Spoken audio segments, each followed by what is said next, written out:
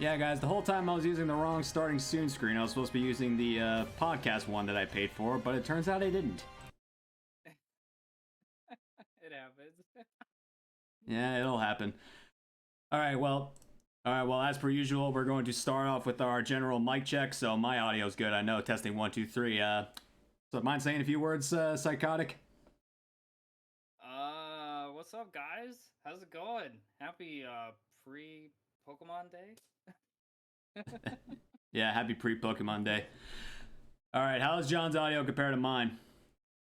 Come on, Goon Squad, we need your help. He's very quiet. Okay. Uh-oh. All right. He should be on the same level as me. Let's try that again. Let's try it. Oh, okay. How are we sounding now? We good, Goon Squad? We good? Hopefully. Maybe. All right, we're good. Yeah, we're good, Goon Squad. We're good, Psych Ward. Did you let your Discord know you're here? I posted it on Twitter. I don't know actually if I posted on Discord now that I think about it. All right. I upped you up a little. All right, I upped you up a little bit more. Hopefully, you're a little bit more loud. I gotta get these sounds. Like, I gotta take a photo of like these sound settings so they're not gonna.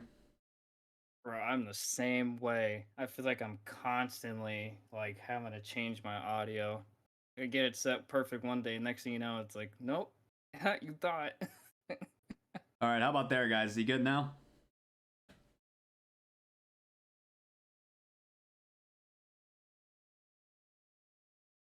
Hopefully. Yeah, only you guys can tell us if the audio's good or not. I can't hear anything. Okay, he's good now? Alright. Alright, you should be good now. Woo! I'm actually Yep. posting it on my Discord right now as well. Alright, cool, man. Yeah. Quit meowing, buddy. Alright, Shirks, I'll appreciate you lurking in the meantime, buddy.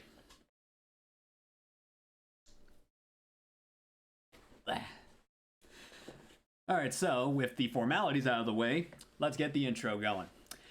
Ladies and gentlemen, boys and girls, and all the fellow pokeNERDS of the world, welcome to the pokeNERDS Incorporated podcast, a Pokemon exclusive podcast just for us pokeNERDS to sit down, relax, and get to know other fellow Pokemon content creators in the Pokemon community. I am your host, the Top Goon Spence of the Poke Network. And to my right is a man I've known for a couple of years, yet another John I know, except this guy's a lot more family friendly than the previous John. Trust me when I say that. Instead of saying the usual swears like "oh shit" or stuff like that, he's like "oh my Lanta" and all this other stuff. And to add context to the themes, our color schemes match the OG red and green, which actually released as of yesterday, 27 years ago. So, ladies and gentlemen, you guys know him, you love him. sykotiikgamer. Hi, guys.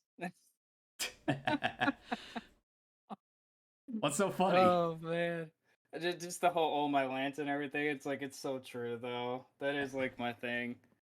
Yeah, John's not as active on Twitch as he used to be, but I've known him for a couple of years, so I could not have invited him to take part in this podcast.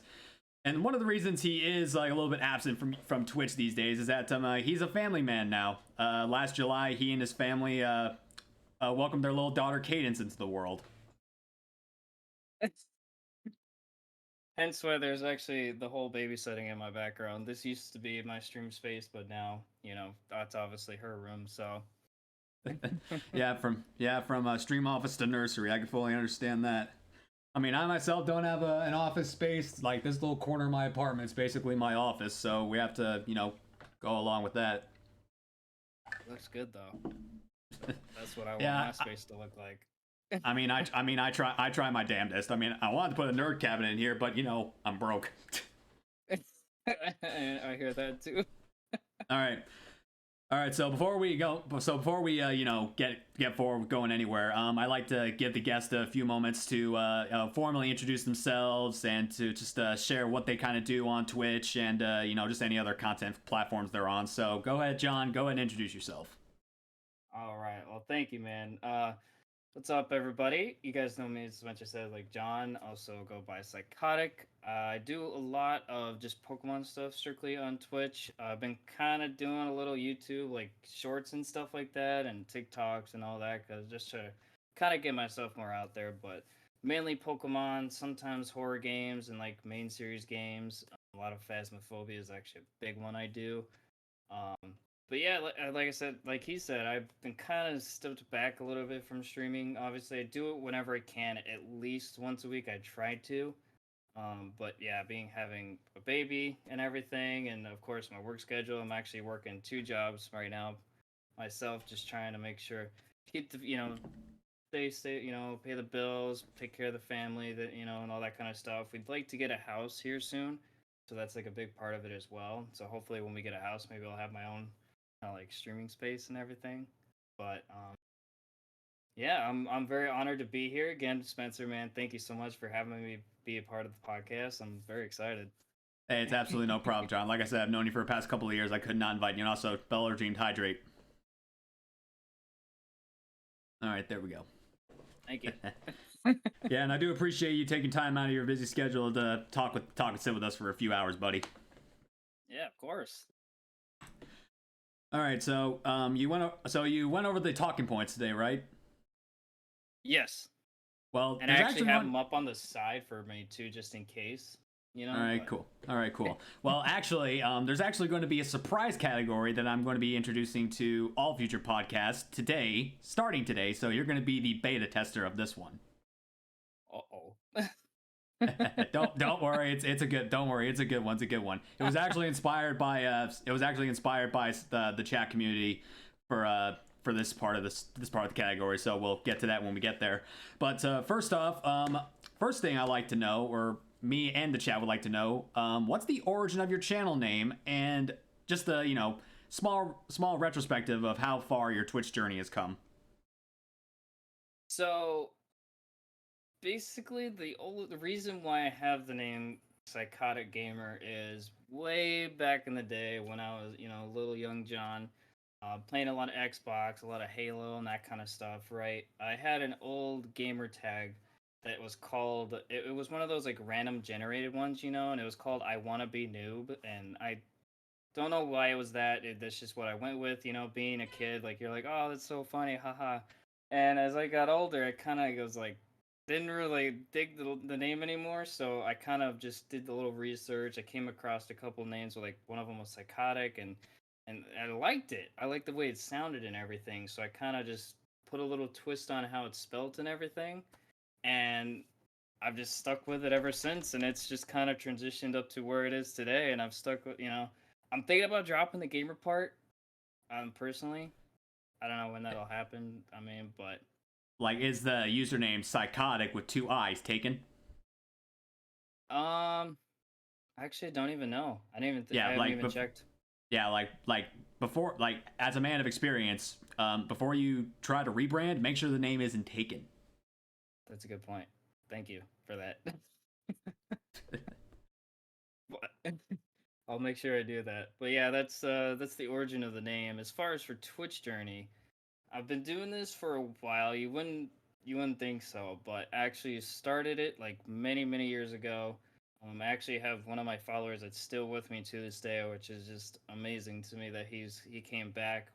But I did it for about a year and a half, I want to say, when I was still living with my parents and everything was going great. I was streaming like almost every day, playing Pokemon. This was with Sun and Moon, Shiny Hunting. Actually, if you go on my YouTube, you could see like some of my old reactions and like how bad the camera quality and the mic quality was. Like, it was so bad.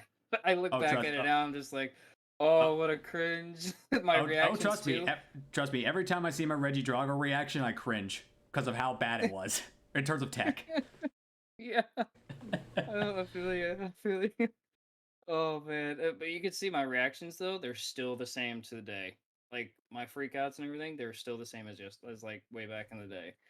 But yeah, I did it for a year and a half or so, and after that, I kind of fell off of Twitch. I just had a lot of stuff going on with like college and everything, and I met who is now my wife and all that. We kind of just life kind of got the best of me to where I just knew I couldn't dedicate the time to do streaming. So Understandable. took a step back from that, and years went by, and I felt like this urge. I just woke up one day and I was like, there's something I'm missing in my life that I really, really enjoyed, and I knew what it was right out the gate. Like I was still like someone engaged with Twitch. If I wasn't like chatting, I was lurking. In a lot of streams, and I just missed having that. Having the community and everything, and engaging with other streamers and stuff like that. So I decided to jump back on it, and now I've been back for I think it'll be 2 years in September. So obviously, right now it's been kind of slow being live and everything like that. But I think Hmm. as time goes on, I'll be able to put more time into streaming too, especially as Cadence gets older. Like I would love to have her. I don't know if are we allowed to have kids on stream? Is it like against Twitch rules or something? I don't Nah. actually don't even know. One of my friends, Fatal Vixen, has her daughter on almost all the time. Oh, really? Okay, so perfect. So yeah, I would love to have her on stream and everything. She loves watching me play. Like I'm sure there's lots of games that she would get into a lot too, and I just think that would be so cool. Like, but yeah, it's been a crazy up and down journey, but I'm here for it. Yeah, I can understand crazy up and down journeys. I'll tell you what. Well, this is where I come in, tell you my origin story. You know that before the Poké Network existed, I was the Poké Network. Yep, Yeah, John's one of the I few remember people that that. I've known for the past couple of years that knew about the rebrand beforehand. Well, basically, most of my chat community knows about the rebrand. But anyway, the origin of my previous channel name was basically it was basically that I know I wanted to be a Pokemon content creator when I want to start content creation, so I just wanted to have Poké in my name because it's just a general topic. Maybe my channel would be a little Yeah. bit easier to find. So I decided to go with network because back in college I used to be really good with networking with people because I always I used to form study groups and I always used to just I got along with people naturally somehow. Despite my introverted ways, so I was really good at networking. So I just wanted to go with Poké Network, but unfortunately that name was taken. So the Poké Network wasn't really on my mind back then.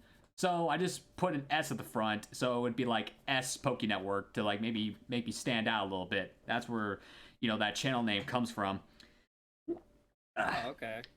But yeah, I mean S was just my first initial, so but the problem was because of the way Twitch works, I actually couldn't put a hyphen in my name, and I don't like using underscores, so that's why my name was massively mispronounced. I think I probably mispronounced it the first time I met you too. Every time I every Spooky time I Network or something. every time I pop into Pokio's chat, he always calls me Spoke or Spokey or some stuff like that. But now that I've rebranded, obviously that doesn't happen no more. But I on love the the rebrand too. It fits you perfectly. I love Yeah, it. I mean, I knew exactly what I wanted. I just wanted to keep the basic theme the same. I just needed a new name and logo. That's where Riley came in because he had the source file for all my old stuff. Yeah. I mean, Riley, he's just a great artist. Like the stuff he can do is just crazy. Oh yeah, no doubt Like about that. I mean he did my stuff too. Like, yeah, that's where I found him from because you recommended him to me. yep, that's right. That's right. And yeah, did you see that scene transition that came about? Like Yeah. completely like my old one on steroids. Yeah, no kidding. Looks so clean. Like, oh my gosh. I'm looking at your layout now, and I just love that we have this, the pictures of us up the top, and you got the little desk and everything all set up. Like, it looks so Yeah. good. Yeah, it actually takes inspiration off the futuristic time machine from Scarlet and Violet. Oh, I didn't even think about that. That's kind of where Oh, that's clean. yeah, I wanted to keep the sword. I wanted to keep my General Kingdom theme, but I wanted to make it more futuristic for this one. Oh yeah, But anyway, exactly. my origin story as to why I wanted to get into content creating starts back in 2019. Because I actually emailed a Pokemon tuber for not for necessarily to teach me stuff, just for tips on how to get started and whatnot. You know who MJ TV is, right? MJTV? Oh yeah, yeah, MJ, yeah. He did a lot of YouTube stuff too, right? yeah, like greetings, Poke fans. Michael here. That guy. Yeah, I remember that dude. Yeah, he's my favorite PokeTuber. I emailed him and I didn't expect to get a response back, but to my shock, he did. But yeah, That's he just, awesome. I mean, he didn't give me too many pointers, just a few basic tips here and there to get started, and that's pretty much what started. I didn't really have the money to invest in equipment until, you know, the pandemic hit and crap, what's the crap? I lost the word. You know, the COVID That's money. yeah, the COVID money that the government was putting out and Stimulus, our everything, right? stimulus. So yeah, Stimulus check, that's it. I basically invested all my stimulus into my PC, my one monitor setup, and my bullshit camera. But ever since then, I've upgraded my PC with parts, which I actually still need to. I need a new graphics card. But yeah, started Yeah. streaming the day the Isle of Armor DLC came out, and I was streaming for a little bit before I took like a break because you know I just needed more inspiration for what I was doing. But then about a month before the Crown Tundra DLC came about, I decided to do a surprise lock in Shield, and that's where you know most of the stuff just kicked off. Yeah. So yeah, basically for 6 months I wasn't doing jack crap because I honestly didn't really know how to do any of this, especially network on social media. I was good at networking with people IRL, but in terms of social networking, yeah, I was not good at that at all. So about it was. I like to say that my real start on Twitch started in January 2021 because that's where you know I officially got affiliated and everything just took off from there. Whether it was like my dark locks, my randomizers, just shiny hunting in general, it just all took off from there, and I'm just really grateful for how my journey's gone so far. You could say that again. I'm right there with you. Yeah, like if you like if you were able to actually stay as a content creator even for just a couple of days a week for the past like 8 months or whatnot, buddy, I'm more than positive you'd probably be at 1,000 followers, if not more. Yeah. Yeah, I definitely think you're right about that. It's just like I said, it's doing one stream a week. It definitely doesn't help, but you know, I do what I I mean, can. yeah. I'm sure at one point I'll hit that milestone. That's definitely a big goal of mine. Actually, little side note here. Uh, Me and my wife have a bet that I can once I hit 1,000 followers. Well, I guess it's not really a bet, but it's more like a goal. But if once I hit 1,000 followers, I can get an Umbreon tattoo. Wait, I thought you already had one. Not yet. That was the promise I made to her. I was like, I'll wait to get that until I hit 1,000 followers. She's like, okay, if you hit a i'm thousand already followers, you can get it. I'm already thinking about getting a cover up of my first tattoo on this arm with a half sleeve Obstagoon themed tattoo. Ooh, I like it. That would look Yeah, sick. yeah, hopefully, but you know that's all the way down the line. Yeah. Yeah, that's a way down the line, plus a little extra money. Exactly. Yeah. Same for me. I'll get a Pokemon tattoo eventually, but it's probably going to be like the Team Yell logo on my calf because I need one on my calf. Oh, okay. Yeah, I don't Yeah, know if I could I put one got on there. 6 tattoos in total. Really? I Yeah, actually did not know that. yeah, yeah. You don't really see them much because I keep my arms covered, but I got words on this arm, words on this arm, and I got a big Punisher skull on my right thigh, and a Japanese symbol for beast on my left calf. Oh, that's so cool. Yeah, I did not know that. yeah, I'll send you pictures of those tattoos later. But anyway, back on to talking points. We already know what your favorite Pokemon is, so just tell everybody why Umbreon's your favorite. So Umbreon's my favorite just because my first game I really ever played was Pokemon Silver actually. So I know I'm kind of jumping into a different topic, but first game Yeah, was no. Pokemon Silver. And it was actually one of my friends that lent me his game. I actually wasn't even into Pokemon at the time, but he showed me his game. He's like, "Hey, you could borrow it and everything." And so I first game was Pokemon Silver, and that's actually oh, I love it. I want that. Yeah, I was wondering when you were gonna notice this. But anyway, I just looked up at it and I saw it. continue. And yeah, like just playing through that game, I actually ended up getting a Umbreon on that game, and I just loved the whole design of it and everything. I'm a huge like dark type fan. Like I just love the overall just look of it. It's just always been one of my favorites, and nothing ever has stuck out to me. You know, ever since that. Like it's my favorite Pokemon. I've had some close ones. Like Hydreigon is probably like my second one, but Yeah, you and I yeah, share it's very similar tastes. yep. I Hydreigon's get along actually, so well. yeah, Hydreigon's in my fourth, Umbreon's my fifth. Oh, okay. But yeah, I just glad love to know Hydreigons. you're a loud, proud member of the Dark Kingdom. Oh yeah, 100%. All right, well, as you guys know, it's obvious why my favorite Pokemon is Obstagoon. I said this before multiple times. You know, Dark type is my favorite type, and I'm a huge rock and roll fan. Not a big fan of Kiss, but I'm still a big fan of rock and roll. And ever since the introduction of Obstagoon, I'm like, oh my god, this Pokemon's like in my top 10 instantly because of looks alone. It looks so freaking cool. I finally got to use one in my first playthrough of Sword, and it's just a beast, man. It is a monster. Especially with guts set with Flame Orb. It's just an unstoppable beast. Like I remember in my early days, I did some random like online battle with this person that was like maybe in like she said it was like in the top 13 players or whatnot or something. Or something. I honestly don't know. But she was shocked that I O-code her Dracovish with my Obstagoon. She was like, holy crap, what does Facade do? Yeah, but yeah, my Flame Orb was already activated, and Facade came in. It's like, yeah, you get past Facade. Nope. But also, the main reason why, you know, actually Obstagoon wasn't my favorite Pokemon when I started the channel. It was my second favorite behind Darkrai. But I needed a general Pokemon mascot for the channel, and I knew that Patters either still uses sometimes or uses Darkrai. So I went with Obstagoon instead. And I guess for it becoming my mascot and becoming the staple face of the channel basically made it so it's my favorite no matter what. I mean, heck, it was used to be in my logo. It's still on my desk.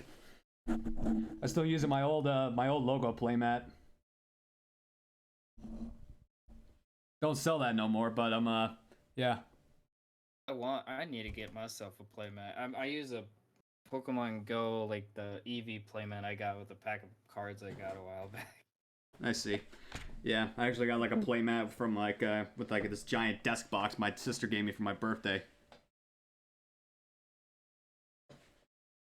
Nice. All right, John. What is your favorite? Is Umbreon your favorite shiny, or is it something else? So Umbreon is like definitely up there as favorite shinies. I think another top tier shiny for me is Hydreigon. Actually, I'm a big green shiny fan. Don't ask me why. I don't know. Like just they've always stuck out to me, and I've just always like really been a big fan of them. The color scheme's green, so it makes sense. Yeah, I guess that's true. Greninja though, if I was to go off of not green shinies, I'd probably say Greninja's definitely up there. For sure. Fun fact, I almost black. Yeah, fun fact. I don't know if you saw my Twitter or whatnot, but I nearly choked when I found my shiny Froakie. I saw that. I was laughing. I'm not gonna lie. I'm glad you're okay though. I laugh about it. I laugh about it to this day. Like, who chokes on water trying to find a shiny? This guy. It's the luck of the draw, right? Just so happened to work out like that. So yeah, you're saying Greninja's your top? Probably, yeah. I'd have to say Greninja. Well, funny story because that's mine too. Bro, what is this? I don't know. You and I share a brain cell. A couple of brain cells, I guess. I guess so. That's what it looks like. Red, gray, blue, and red. I mean, black, red, blue, and gray. Those are like my top tier colors. This fits all of them. Yeah. I mean, Obstagoon's definitely up there, but it's not my overall favorite. I mean, after all, everyone says Line Noon is toothpaste. Looks like Colgate. I know that's like the big nickname for it, right? Yeah, Colgate. I just call this guy the red, white, and blue demon. There you go. That sounds better. I mean, after all, that's what I call it in the first place. Yeah. All right, so John, what is your favorite Pokemon type and why? Gotta be dark types. I know Are you're we gonna like- love that too. Are we like maternal twins right now or something? We might be, honestly. I don't know, man. We have a lot of similarities here. Like, it's Yeah. just dark types are just so much cooler. Like, they have amazing designs. Like my top two Pokemon, Umbreon and Hydreigon, like they're dark types. So My can top never go 5 are wrong all with dark them. type. There you go. Yeah, it's just like yeah. I mean, dark types for me are my bread and butter, and that's basically where the whole Dark Kingdom, Dark King theme pretty much came from. It's just I got a whole lot of respect for the dark types because like they always get a bad rap because there's they're the evil type in Japan, and they just always get a bad rap. Like I feel bad for Absol. Like I know it's Dex entries and whatnot make it seem like it's a bringer of disasters, but no, it's a warner of disasters. Get your head straight, Pokemans. Jeez, yeah. What the heck? Absol's amazing. How could you Yeah, hate exactly. Absol? Yeah. Who can hate Absol? I don't.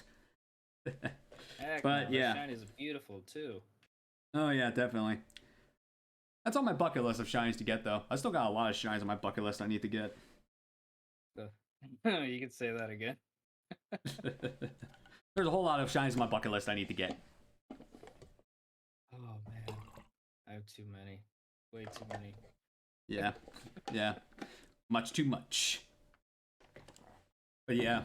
But also like I said, my top 5 are dark types, and no, my other top 5 are not dark types. They're a fighting type, an electric bug, water, ground, electric, grass, ground, poisons. Just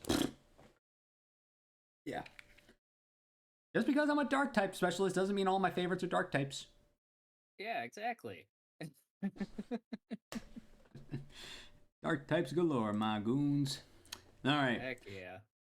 All right, John, what is your favorite Pokemon game and why? This can include the main series and the spin-off games. So I feel like my favorite has to be like Heart Gold, Soul Silver.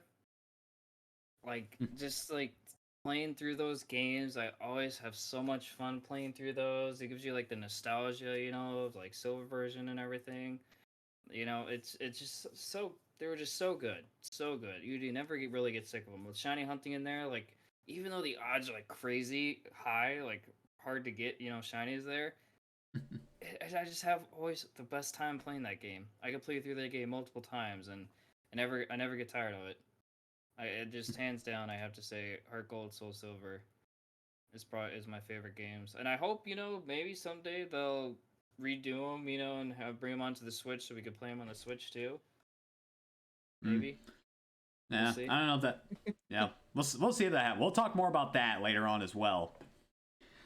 But yeah, I can definitely agree on you on Heart Gold, Soul Silver. But the way I tell people what my favorite Pokemon game is that like I have to divide between like 3 different categories because I can't just dead set on one game for me at least. So I like to divide my favorite games between best story, overall dex, and then overall game. Pokemon storyline base, it's the Gen 5 games, no contest. That's fair. Yeah, I'm with you. Yeah, Gen 5 has the best written storyline of any main series game, the most mature storyline, and especially in the Black 2, White 2 games. I still say to this day that Hugh is the best rival in all of Pokemon. I could attest to that, yeah. Because he's not really in it for himself. He's trying to rescue his sister's Purloin and put an end to Team Plasma. So, yeah, I can contend with that. Favorite decks, I usually say it's Platinum because I just love the Gen 4 games and I just love how much diversity there is in a Gen 4 playthrough. You can use so many awesome Pokemon, especially the new ones that were introduced. Plus a little side note, Darkrai and Spiritomb, God tier. Yeah, there you go. There you go. But yeah, Darkrai's not really my fan as of now. You probably know why. Yeah. But we won't talk about that. Yeah, let's try not to. But yeah, but I gotta agree with you and say that overall game, it's Heart Gold and Soul Silver. I love the aspect of just have your Pokemon follow you, and I just I didn't get my start in Gen 2, but this was like one of my first like dead set experiences in a Gen 2 game because I never played the OG Soul and I never played the OG Gold, Silver, or Crystal. So this is honestly my first experience in a Gen 2 game, and being able to traverse through the entirety of Johto and Kanto in the same game on a DS, it's just like it's a really cool concept to go for. Exactly. Yeah. I gotta say, Johto. What? Let's go Johto. Let's go Johto.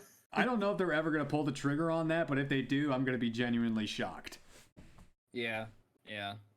But I also gotta say that the Pokeathlon, when I got bored and didn't want to play Pokemon, I just went to the Pokeathlon and just broke records. There you go. And also the Pokewalker. We can't forget about the Pokewalker. Oh, yep. Yeah, can't the one forget feature. About that. Yeah, I don't know if they're ever going to bring back that feature, to be brutally honest. But if they do, yay. Yeah, that'd be nice. I don't know if they will, though. I don't know. They kind of did it with Let's Go, didn't they? Because they had the that Pokeball like controller thingy, and apparently you could put a Pokemon in there and then walk with it for Pokemon Go. I think so, but at the same time, you actually can't see it. Yeah, that's the other thing. Yeah, you can't see it. So. But yeah, fun fact: the card shop where I buy my cards from, they have an unopened Pokemon Heart Gold box with the Pokewalker inside. About $700. Oh, yep. I was gonna say, how much is that? I know. I'm just saying. Not the worst price out there, but still, who's gonna spend $700 on a shelf rack? Because they're not gonna open it. Yeah, someone that's made of money. That's not me. Nor I. I actually gotta go back to that shop and sell all my comments and stuff. I got too many. Yeah. Like literally, stack growing on the shelf above me. I need to get rid of those. These are all the commons I have acquired since April of last year, and none of these include energy cards. Jeez Louise. Yeah. You gotta get rid of some of it. Yeah, I gotta take a day trip to Knoxville.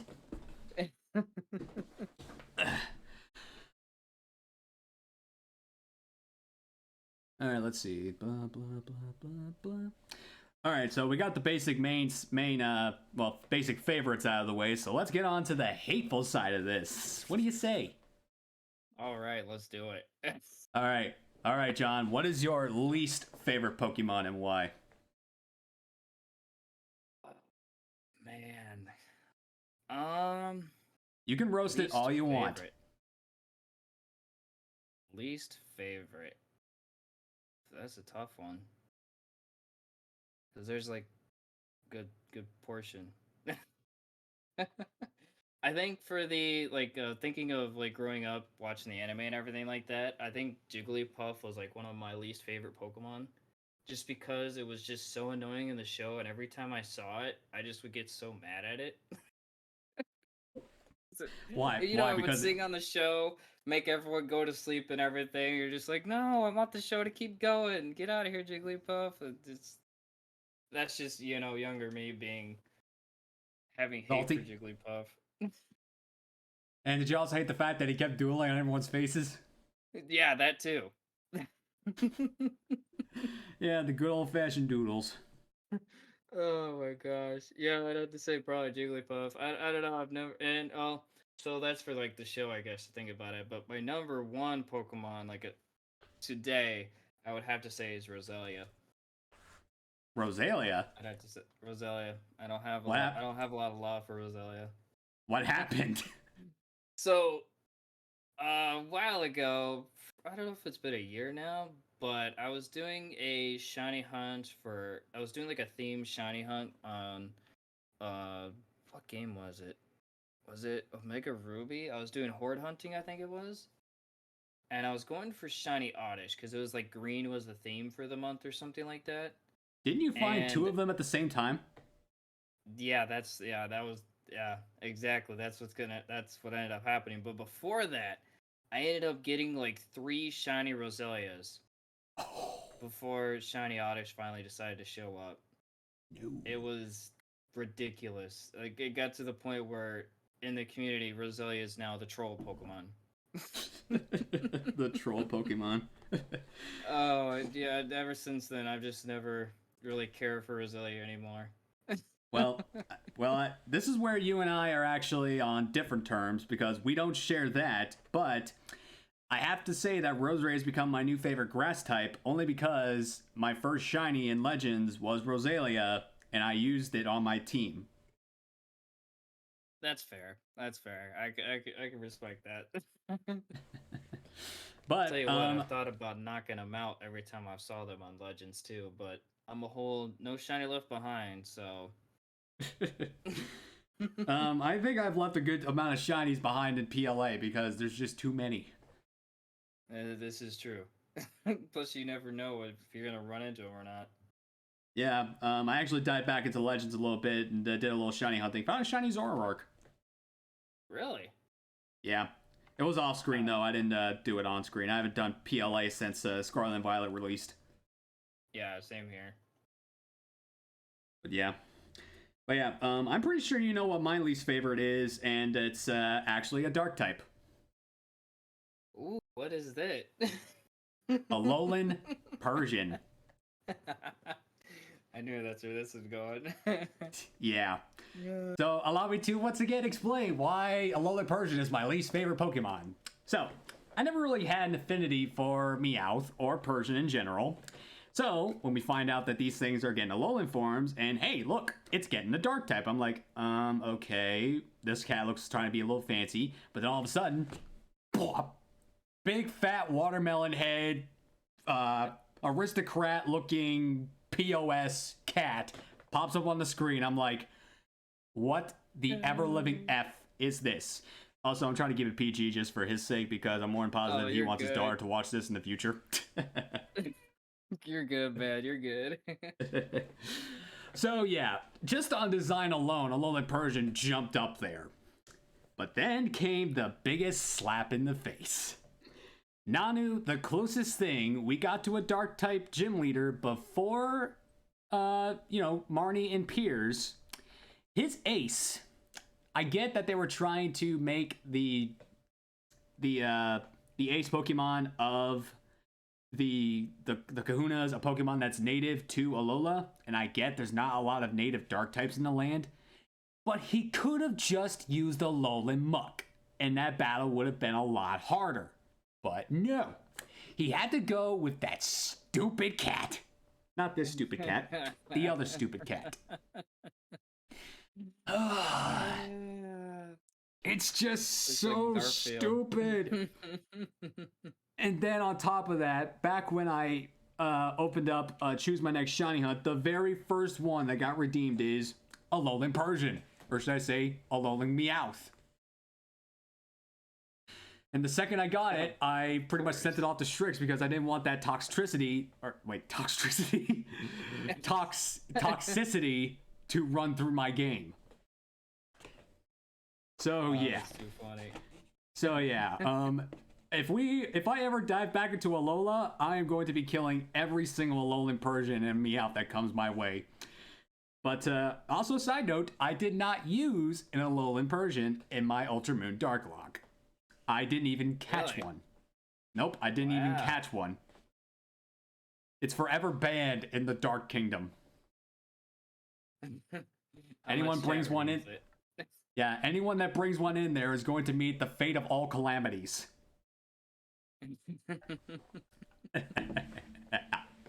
Poor Persian.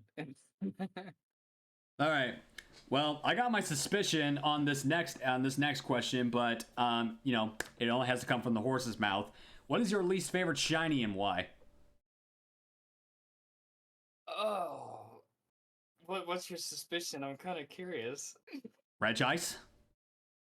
Yep, you nailed it. I knew it. Because of how many resets? Man. Oh gosh, do I have the count? I think I have the count. Probably on my phone. Actually, I could tell you the exact number. And also, no 'Cause, chat. Before he got this, he was only single hunting in Sword and Shield, but then he added in the Ultra Wormholes and got it in the Ultra Yep. Wormhole. It was 10,119 resets for the shiny that doesn't look any different. Yeah. I am currently at 8,430 for the Purple Nightmare. So you're getting up there. But You'll yeah, probably get it before I only have one probably number get it. to beat. I have to beat it by this number, 10,522. You know what that is? That's the current record holder for longest on-screen Darkrai hunt, Skitty J, 10,522 resets. Holy cow! Yeah, That's a lot and that of was resets. that was a single hunt as well, just like I'm doing. Yeah. I'm not that far behind him. No, you're not actually. Oh Yeah, my gosh. which is not funny, not fun. So aside from I haven't even started it for me. Yeah.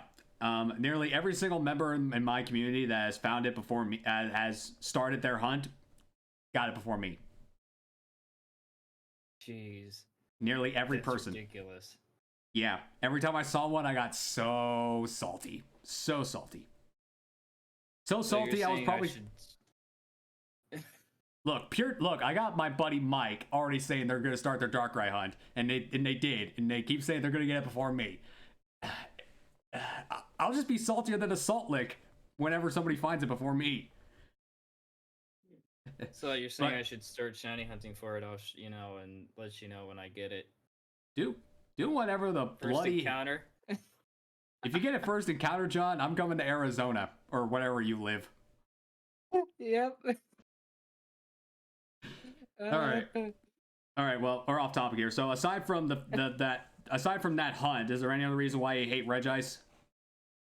No, not. I mean, that and the shiny is just garbage. But but a lot of people can attest to that. There's like literally no change. Just like Garchomp has no change. Gengar. Well, So I many will missed say that. opportunities with some of them. Well, I will say that their shinies have gotten better in the 3D rendering of Scarlet and Violet. Like if you compare Garchomp's shiny and its regular in Scarlet and Violet, you can obviously see there's still not a significant difference, but there is a good amount of difference. Yeah, it definitely looks better than what it used to. I agree. Yeah. Even Gengar. I mean, heck, even Gengar got a glow up in Scarlet and Legends Arceus. I wish they'd make it white though, like it's Mega. Oof. They made its Gigantamax white. Why couldn't they? Like, actually, if I'm not mistaken, that Gmax Gengar is the only like Gmax that changes color. Like, changes its shiny coloring upon battle. Yeah, you're right. I don't think there's another one that does. So that's kind of confusing why they would change the color for that one. Maybe because the Mega Gengar was so popular.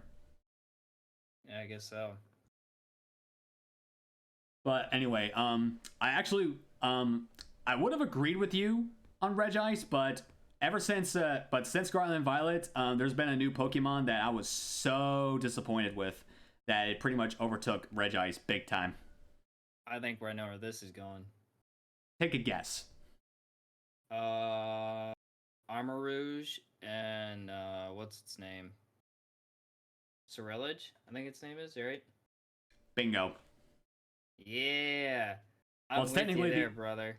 It's technically the entire line because just the eye color changing. What's the point? They had such a big opportunity to just literally reverse their colors. That's all they had to do. That's what I've been saying.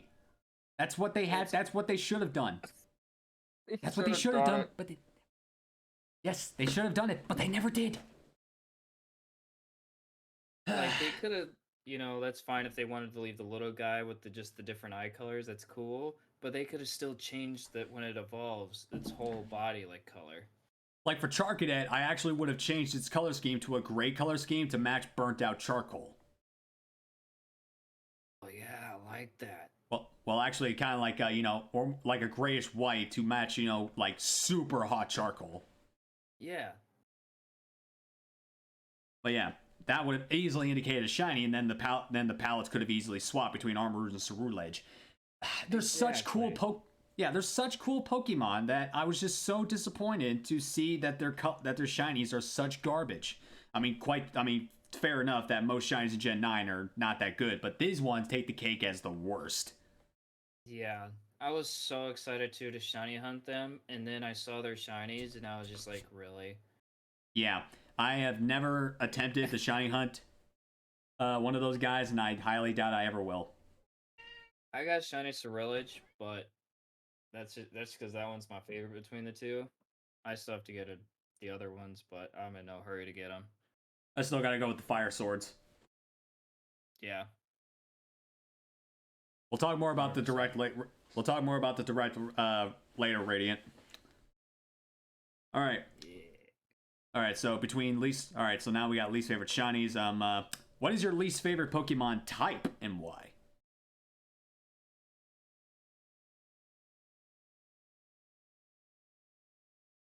Probably, I'd have to say poison, maybe? Poison You typing? don't really. Yeah, the poison type, I guess. I mean, the poison type, it just doesn't really stick out to me too much. I mean, I guess I'm getting kind of biased because of Roselia, too, is a poison type. Mm-hmm.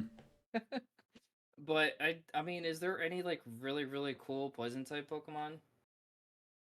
I can't really Salazzle? think of anything. I don't know. It just, yeah, just poison types has never really stuck out to me too much, and it's just never been an interest to me. Well, So we got Alolan. Alolan. Poison types. Well, we got Alolan Muck. We got Gengar. We got Salazzle. Yeah. Yeah, that was a. That's not a lot. Wait, what am I trying to say? Oh yeah, we also got Drapion. I guess it's true. That's true. Yeah. I forget Drapion's not. It's not a bug type either. No bugs. But yeah. I have to go with the poison though. I think I'm gonna stick with that. All right, poison. All right, poison types for you.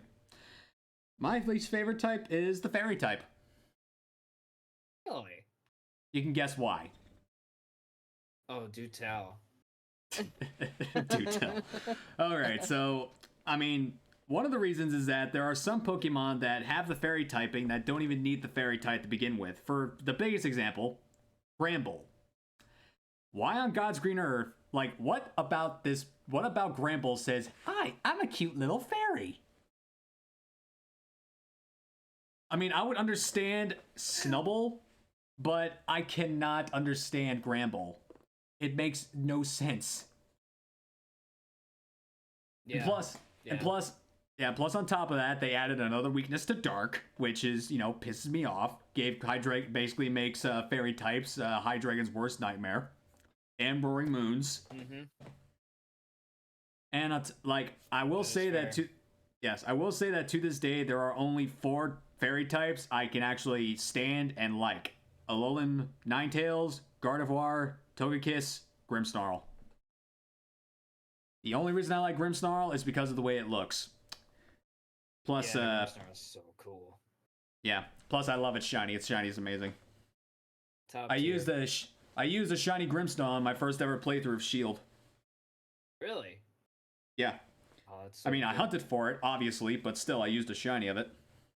Heck yeah. That's awesome. Yeah.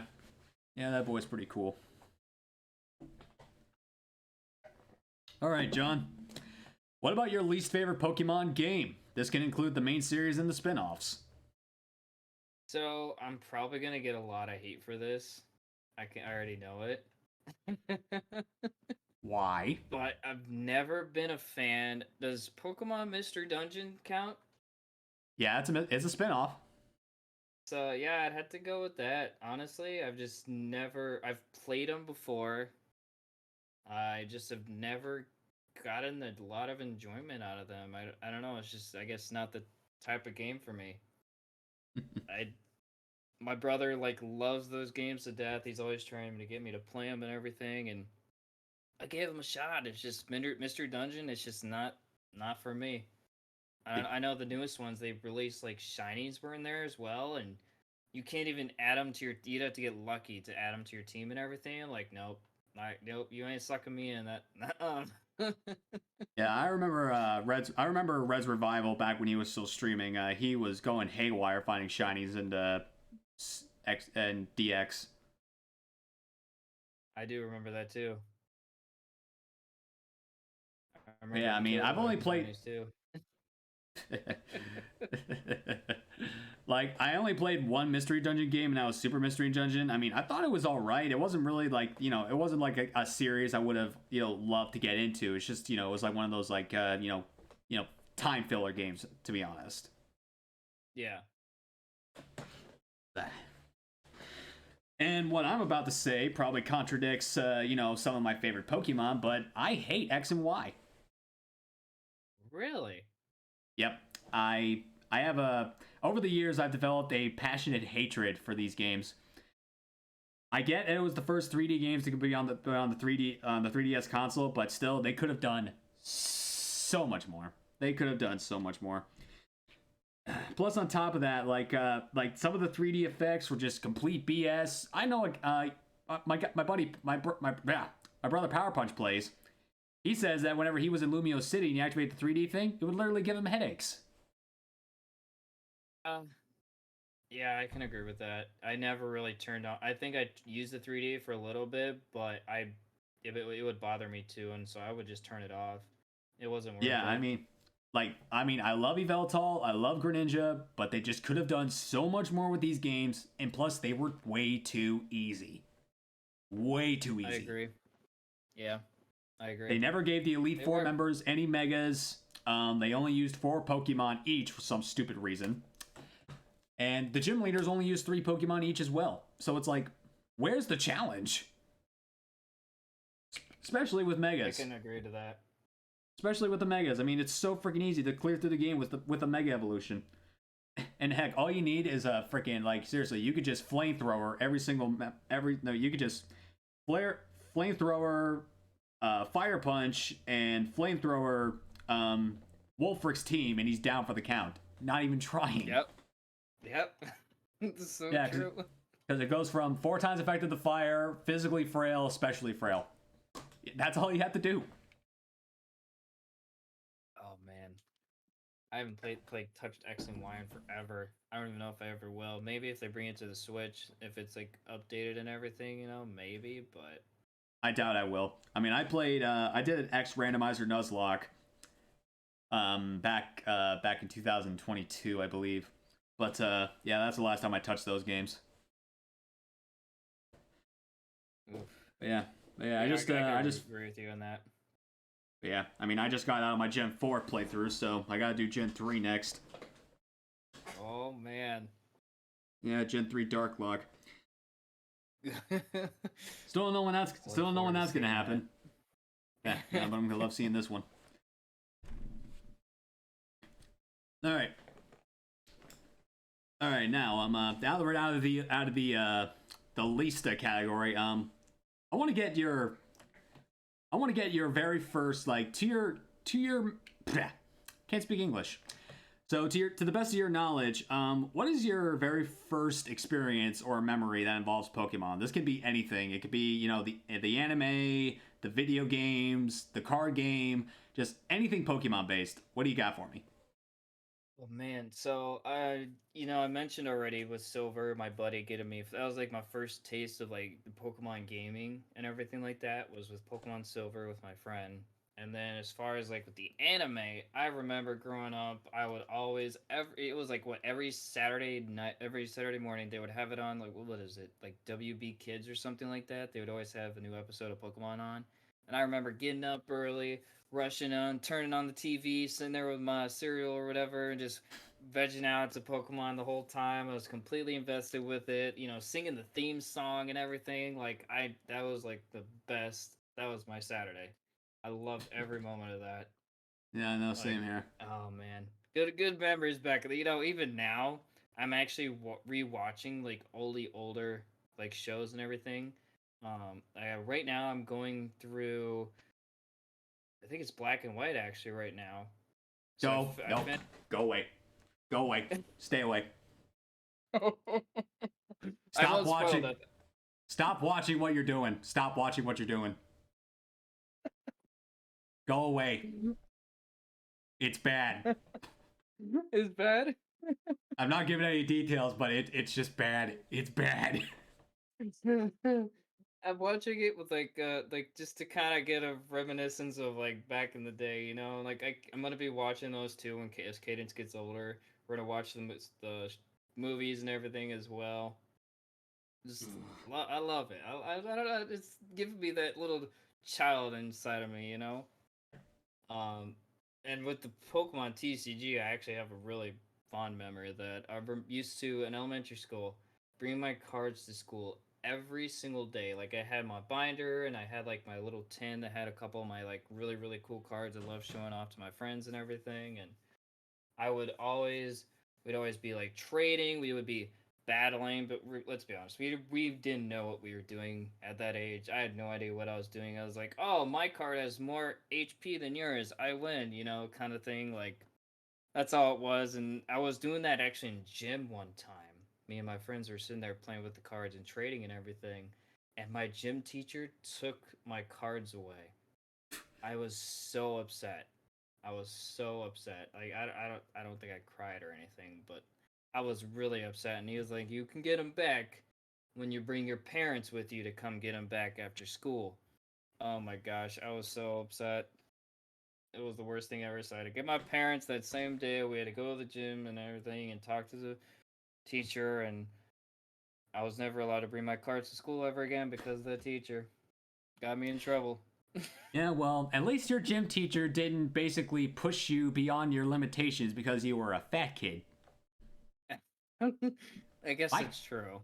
my gym I teacher guess it is. hated fat kids, and I was one of them.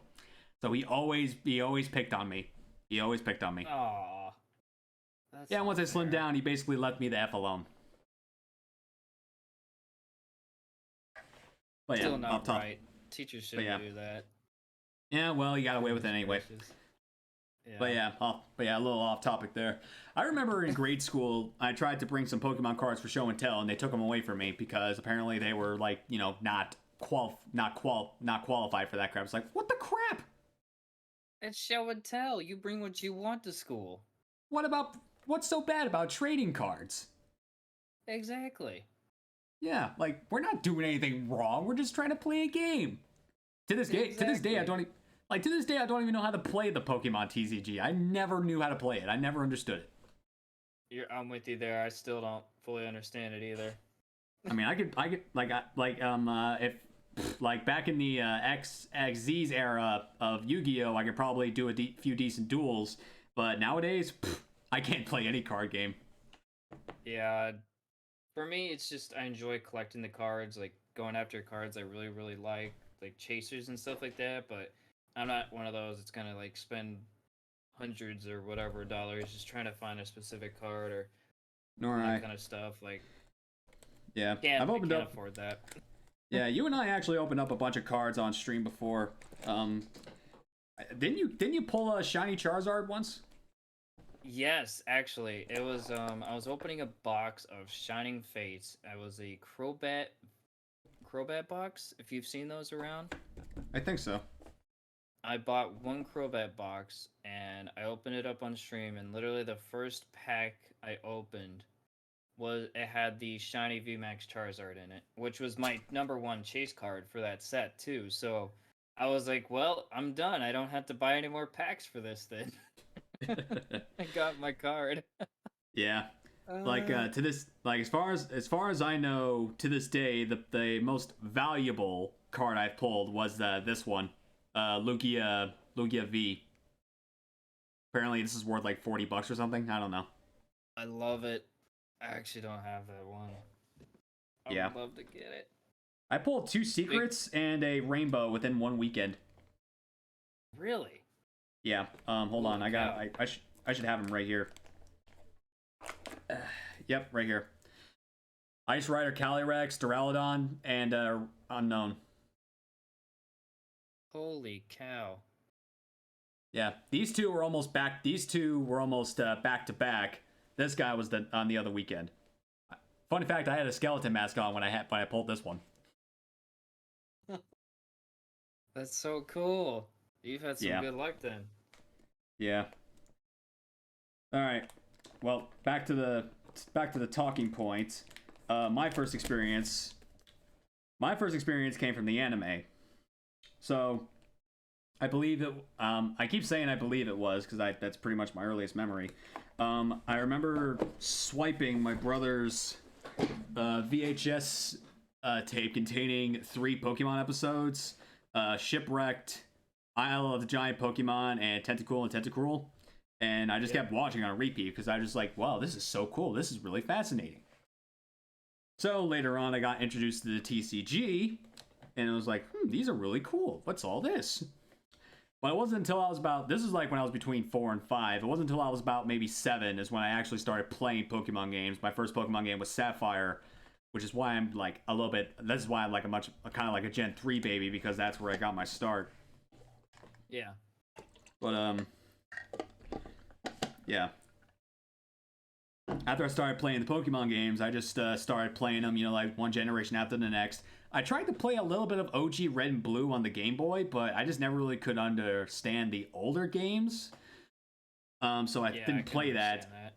Yeah, like I've actually played 2 playthroughs of Red on this channel. My very first Red playthrough, because I never actually completed like from start to finish that game. And I did a Charizard solo run thanks to our old friend Jared. Nice. I do remember you doing that. Yeah. Yeah, which I'm surprised he's not even here, by the way, considering that he's such a fan of both of us. Right? What are you doing? Jared calling you out, man. Eh. Yeah. Yeah, if he doesn't catch us today, he'll catch us on YouTube. Yeah. But yeah, that's where the pokeNerd in me started, and pretty much shaped me into who I am now. Oh, it's a beautiful thing. Beautiful thing. All right. Crazy to see how far Pokemon's come too.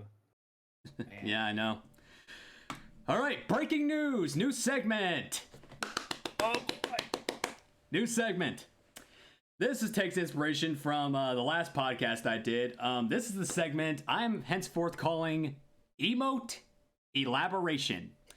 I want you to post in the chat some of your most popular, most used emotes of your channel that are based off of Pokemon. I want you to tell me who made them and why you designed them that way. Or should I say, what was your thought process on these emotes, and were they to your satisfaction when you got them? Like, just give us the full scoop on why your emotes are like this. Let's see. So, which is why I integrated the emote bubbles to be posted on this overlay, so that way not only can the chat see them on the screen, but also for, see, there we go. Those are my 5, like when I was really first got my real emotes made and everything. And those were the ones that I used, that everyone used all the time. I can't think of their name. I'd have to look them up on Twitter, but they're actually really well-known emote artists. Actually, I don't know if you know about this, but there's actually a new feature on Twitch where you can actually pin an emote artist to an emote, and they can approve or disapprove that they made this emote, and they can get credit for it every time you post it. Okay, yeah, I do have that feature. I just wasn't sure if they're on Twitch. That's the only thing. Oh, I see. But they go by fresh fruit with a fresh fruit. Literally, it's a P and then resh and then fruit, but it's with a P as well. Not sure why they have their name by like that, but a lot of people I watch on stream and everything, like here, I'll go through a couple of them. Tiller actually uses them. Sonic Buckley, Rhynot, just to name a few. Julie has actually used them as well. They make I mean, you see the emotes. They look really, really nice. I like the detail on it and everything. And So that's just who I reached out for first to make my first overall emotes, and I just wanted something like you see the one with the crown and it's got the sparkles in its eyes and everything, and it's just like one of those emotes I wanted to have like a surprise kind of face and like a I guess OMG kind of thing, you know. Uh-huh. And that's just kind of what I went with there, and that's what they came up with. A lot of these I just kind of gave them an idea of like what I wanted, I envisioned and everything, and they really just put it onto my ideas to paper, and it turned out really really well. And Lugia, I love shiny Lugia. I would have to say it's probably my favorite shiny legendary, Yeah, I and love they Poseidon. put a whole like armor scheme and everything to it with like the sparkles. That was like just an addition they wanted to add to it as well, and it like turned out really really good. Mm, then they drew, Umbreon with me with a little heart above it, showing love to the family and everything. That's something else we can, sharing love and all that through everyone that comes into the streams. Mm-hmm. Let's see, I got the shiny luck emote, of course. You got the shiny Umbreon holding the shiny charm with the words luck, and it's got like a 4-leaf clover behind luck. And then the last one I had was shiny hype, which is another shiny Umbreon. You can see the theme here, and it has like the words hype above it, which is it's in its shiny colors and everything too for hype, with like sparkles as well on it. Just the overall like how they were able to put the ideas to paper just looked so. They just turned out so good. They do amazing details for it. Like they did a phenomenal job. Phenomenal job. Yeah, I got my own Umbreon emote, but it's stuck into tier 2. Oh, it's like, oh, it's so cute. I love that. I love Yeah. that. It looks so good. All right. Well, so yeah, like I said, so all these pretty much like blew your expectations out of the water. Definitely, yeah. All right. So let me just give you a good old taste of some of my basic emotes. Heck, I might just well include all of them for some reason, but we'll just You have figure a it out as lot we of go. really, I really got nice emotes. I know I got way too many emotes. Well, for one guy at least. Oh, you can never have too many. Here's like my most basic emotes we got right here. It's shiny hype, Reggie, the shiny luck. Yeah, so the GG reason ball. yeah, so the biggest reason why like my luck emote isn't like a dark type or obstacle for that matter is because Regidrago is my first ever on-screen shiny, so that's why I decided to dedicate the luck emote to Regidrago. Plus, I got it fairly quickly, 2,221. So, yeah. Oh, yeah, that's not bad. But yeah, Shoot. so yeah, I needed to make the Obstagoon emote, shiny hype, shiny Obstagoon in there. Some of these were designed by a Fiverr designer. I cannot remember who they are. But yeah. A good chunk of these are hand drawn. The Pog emote, the Meow emote, the Giggle emote, Hi, Lurk. Those were all drawn by Sunnyside. Kathy. Mm-hmm. Yep, I've The actually looked at a lot of her work. Yeah, but some of my most recent emotes, like the demon redraw, the ban emote, the nerd emotes, and also the obstapeers emote that we have in there. Those were all done by Video Game Shay. It looks so good. I fit your channel so well too. Like I love the theme with it and everything. Like stellar job. Love the emotes. Yeah. So so actually, Greninja was normally supposed to be like, just a regular old high, but Kathy suggested maybe we should do it shiny. I was like, yeah, go ahead, let's do that shiny. And actually, the fits high well too. It's like one of your favorites. Like, of course. Yeah, and also the High Dragon wasn't initially supposed to be shiny, but Shay was like, huh, maybe we should do this shiny. I was like, yeah, go for it. And I knew I wanted the the giggle emote to be shiny because, you know, I love shiny Zorua. And Oh yeah. I mean, heck, for Camp Yoha, that's what basically the day it became the MVP of the cabin. I got 2 Zoruas. Fate. It was meant to happen. I know. But yeah, I got emotes based off of both of my cats because, you know, they're as big a part of the channel as I am. Not really Pokemon based, but still, they deserve all the credit because I love them. But yeah, honestly, my favorite emote has to be my Obstapeers because it is just so, like, Shay did an amazing job. It's so well drawn and it just fits the theme of, you know, an Obstagoon Piers fusion perfectly. That it's just it's just so good. But yeah, like my most used emote is probably my Zigzagoon love emote. I mean, I can't take my sign down right now, but actually those emotes are integrated in Home of the Goon Squad in the corners. Oh wow.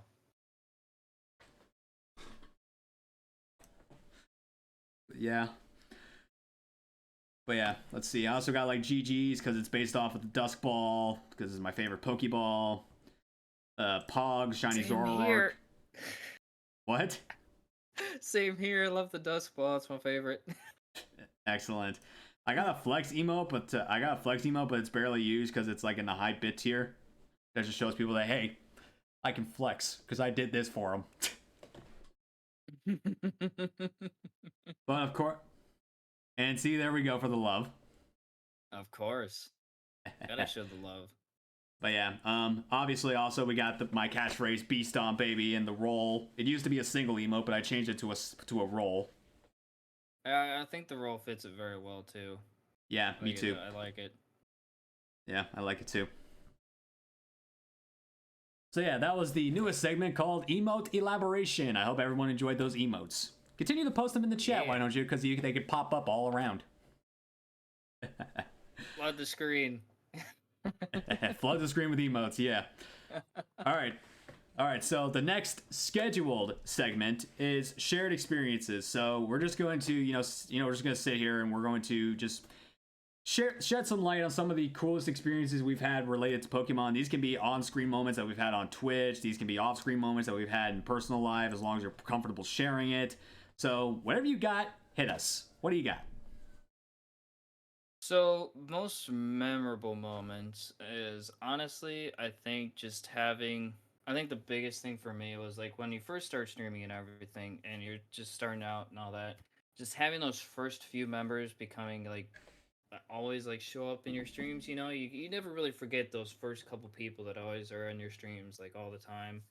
It was just like those are the moments that I will never forget, especially like now. Like I said, I have one person that obviously comes around pretty much most of the time whenever I do go live, and he's just always been there and big member of the Discord as well, very active and everything. So to me, that's just moments that stick out to me a lot. Um, a lot of big moments as well, but the collaboration that we've done, the Leaf Green, Fire Red randomizer.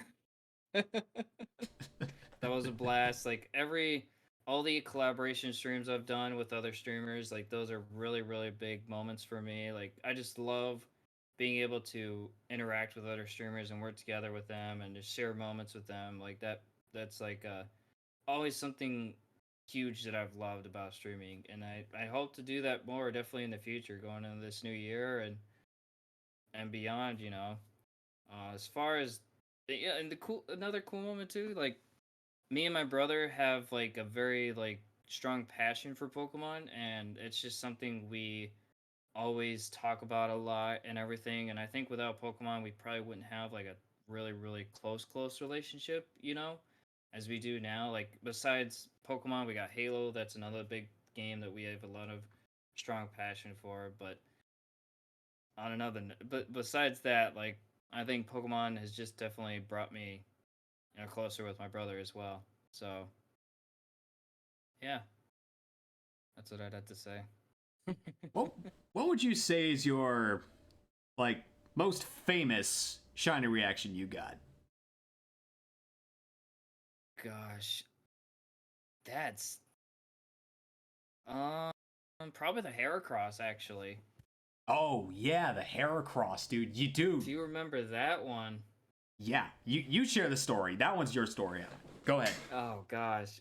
So I'm going through Pokemon Heart Gold, and I'm trying to find a shiny Heracross, and the only way to get shiny Heracross is doing headbutts on this certain area, certain town, and it's just luck of the draw. You can either get Heracross, you can get Spearow. I think another one you could get is Pineco, if I remember right, is another one. Um, but the what was I think it was like 7,000 and something. It wasn't that much, surprisingly enough, and it was actually I didn't even phase on it either. It was my first shiny I got out of the Which is trees, which was which, which is oof, god tier luck to yeah, begin with. yeah, exactly. But yeah, I can't. I'm not even sure where it is in here. But yeah, I remember the shiny showed up. I wasn't even looking at my screen at the time. I was reading the chat, and I look over and I see the sparkles. Flip out. I jump out of the chair. It Yep, I was remember just a that. crazy, insane reaction. And then I'm battling it. I'm trying to catch it. I'm using all the Pokeballs I got and everything. My Pokemon gets fainted. I got it. I didn't even really damage it that much because I was worried about making it faint. And so Hmm. I sent out a Paris because Paris had Stun Spore on it. And so I was going to use Stun Spore, and sure enough, the Heracross attacked the Paris, and it ended up getting poisoned from my Paris that I had. I had no idea it had like poison point or something that made it get poisoned, and now the X4. clock was ticking at that point. Yeah. And First, you so at that point, I knew like I wasn't gonna do any more damage on it. I was just gonna throw as many balls as I had and just hope that I catch it. And so it came down to where I knew I had one more turn left before the poison was going to knock it out. And then from there, like I just threw the last ball I had was either a Pokeball or a fastball. And so I threw the fastball and just, I just prayed at that point. And sure enough, I ended up catching it in the fastball. I still have it too. Still have it too. It's on my game. I'm doing a shiny badge quest on it. I think the shiny I'm going for now is a Crobat. I think it was. I'm, Yeah, I remember you got that EV super quick. How many resets was that? Like five? like 25, I think. 5 or 25? I was like, dude, that was super quick. Yeah, now I got But shiny Umbreon too. but yeah, like it was initial catch, knocks out your front man, gets poisoned, the clock's ticking, you chuck every Pokeball in your arsenal at it, and then the last fastball gets it. It's like, Yeah, holy crap. it was such a surreal moment. I will never forget that. Oh my gosh. And I named it Poison Point too. Poison Because it point. just fit it so well. We also can also add to we also I also can also add to note on moments that we've shared public together, because you, my friend, have beaten me to shinies that I've gotten, which I have spent months trying to acquire. Especially that Landorus. I'm still gonna give you crap for it. Yeah, I was just doing a normal off-screen shiny hunt, and sure enough, I think it was like 16 or something. I spent 8 months on that.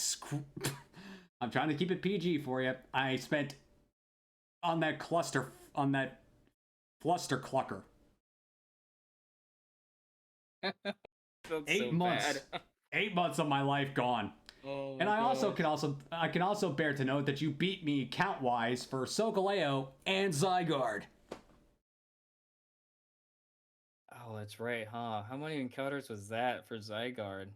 I was at 39. I think you got at like 37 or something. I don't remember. Yeah, something like that. That was another crazy reaction too, because that was the last shiny check of my stream, I think, at that point, and I Actually, the ended up chat getting it. encouraged you to do one more. Yeah, and I almost didn't do it. Yeah. Thank you, chat. Yeah, thank you, Psych Ward, for Yeah, having no John kidding. yet again beat me count wise.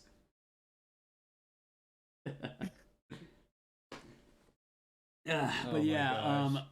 like if I would have to say the most hype, like the most crazy reactions I've got, it's basically Solgaleo is my top tier, one of my top tier reactions because of the fact that I freaking went absolute ballistic crazy because nearly every member of my community found it before me, and I finally got it before Camp Yoha. But then we have to go to the Shiny Dragonite for 151. Oh yeah, I do remember that. I do remember seeing that. That was crazy. Especially because in the video that that Jack made, like it was the scene in that video that really got to me because he called my Dragonite truly epic, and to this day he still says that truly. Reaction was epic. The fact that I found the Dragonite looking for Nidorans was epic enough. Yeah, like, it was like our pacing was incredible, but it was only a matter of time before something truly epic happened. All of a sudden, bam! My face, my Dragonite, my layout. It's like, oh my god! It was crazy. I masterballed it. Reaction. I know. I masterballed it because I didn't want to lose it. Oh, that was like you have to for those. I know. I only had 2 hours to hunt for the event, and I was not gonna lose this shiny. I mean, after all, that's how I got the 3 participation certificates on my wall. Gonna be adding more once the Gen 2 records get approved. Yeah, I'm waiting for that. I've been checking the Discord every once in a while, waiting to see if there's any updates. Because I did do that hunt as well. I got some of those shinies. Yeah, apparently Guinness is really sitting on their asses for this one. Oh, jeez. Hopefully soon. Yeah, hopefully soon. But yeah, let's see. There's also some off-screen like Pokemon stuff I can share. Like let's see which one. When I was growing up in Wisconsin, we had these neighbors that were pretty much into Pokemon as me and my brother were. Well, we're not going to talk about him much, but you know. But anyway, they were into Pokemon. We were too, and we just became friends with them. We always shared games. We always watched the anime together, and it was just really cool experience. We were Pokemon fans. We were wrestling fans. So we just really we all just clicked. Yeah. I mean, I talked to them for years, even after I left the state. But still, it was like just really cool. The fact that we had such really cool friends at the time.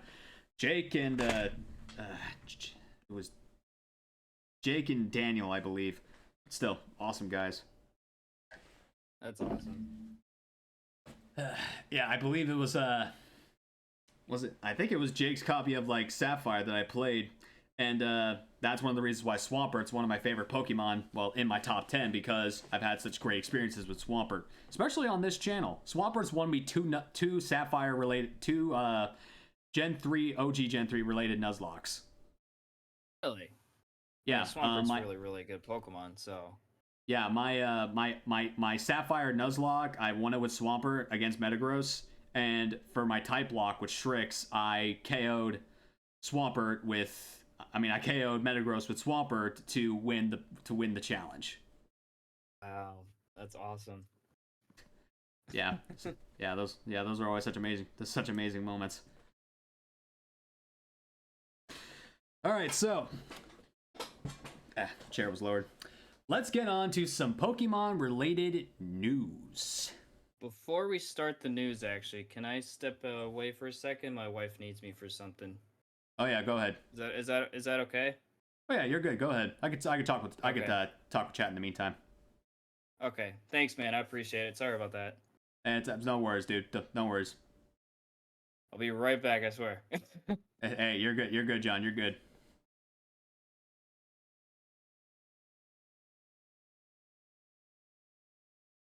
All right, Chad. I hope you're enjoying the podcast today.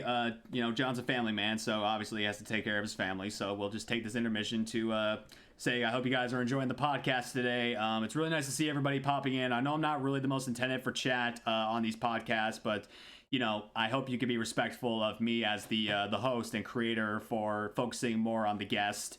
So I do apologize if I haven't been saying hi or welcoming you guys in here. That's why the mod's been doing it for me most of the time. So I really appreciate you guys' patience. I appreciate you guys tuning in today.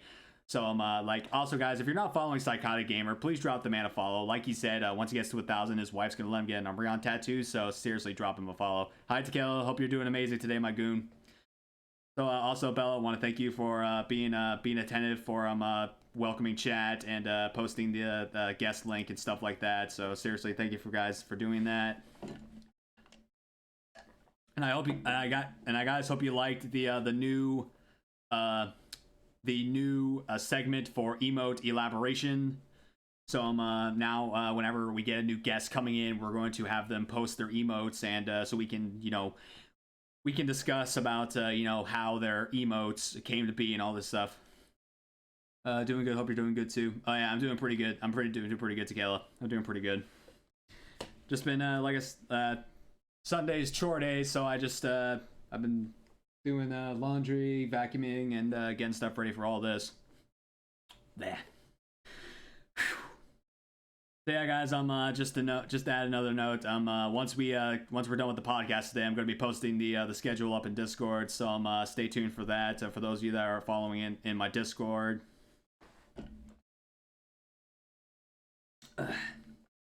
Also, I was doing some Infinite Fusion stuff last night after we cut off the air. Just trying to find a new teammate to go with it's kind of difficult right now, to be honest. I was able to actually find a Houndour, and I wanted to see what Houndour and Growlithe could look like, and I wanted to see if I could get it fused with Intimidate. So I decided to fuse it together, and unfortunately, the cooler version could only get Flash Fire. So it's like, yeah, that was very disappointing to see that I couldn't get Intimidate on the cooler version of the Houndour Arcanine fusion, which is BS because it actually genuinely looks pretty cool. I don't know what its final Evo looks like, but I hope it's pretty cool.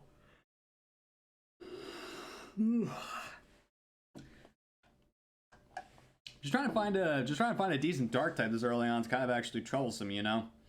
I mean, here I am, like the dark player and whatnot, and all of a sudden, bam, I can't find a decent dark type. It's like, what am I supposed to do? What is a Dark King to do in his troubled time in a uncharacteristic Pokemon game that is not a part of the main series, or at least a spin-off game?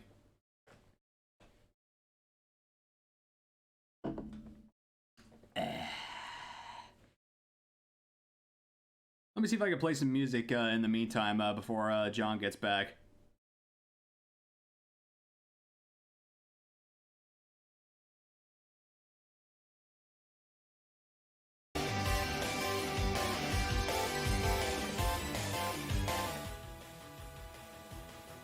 There we go.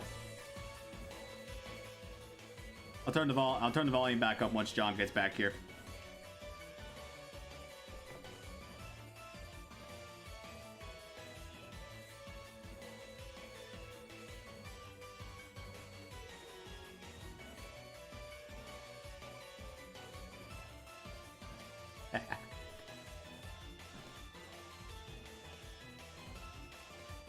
You know, the more we do these podcasts, there's more and more questions I actually want to ask the guest. So I'm I'll definitely be looking into integrating more Pokemon questions into these podcasts based off experiences and whatnot. So definitely definitely something I want to look into.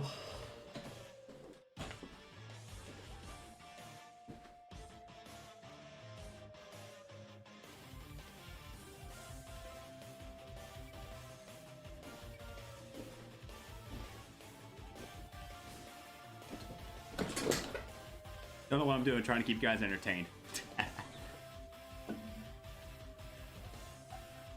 I'm actually gonna grab some more water.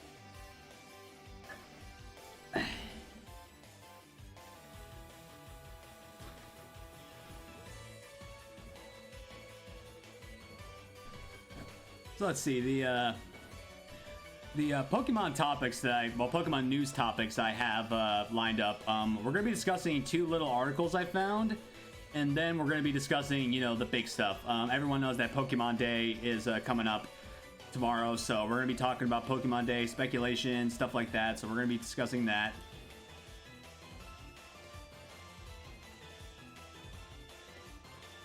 So yeah, once John gets back in here, we'll start discussing more of this stuff further.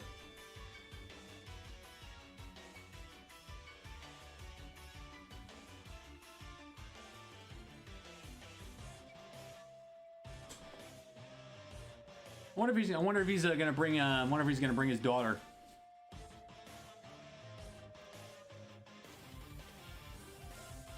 Actually, I haven't seen wee little Candace in a while. Oh wait, Cadence. I always get the 2 names mixed up.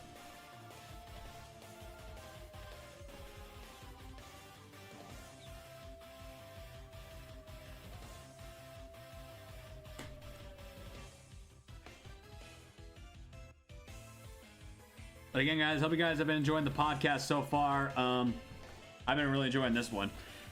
It's weird how like me and John grew up in 2 different worlds of Pokemon, yet we somehow share similarities between like stuff that we like. I mean, we both love Umbreon, we both love Dark types, we both love Heart Gold, Soul Silver.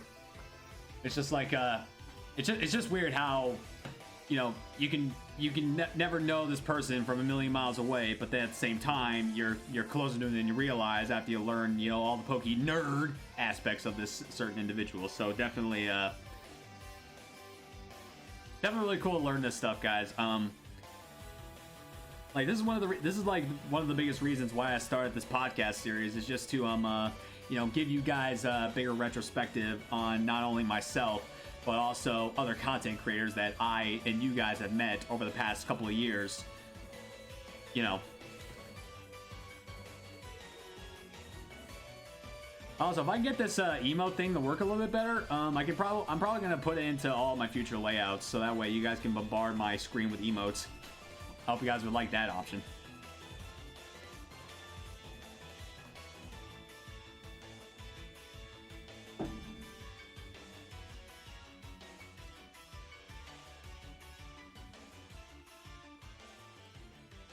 Ah, what the crap happened there?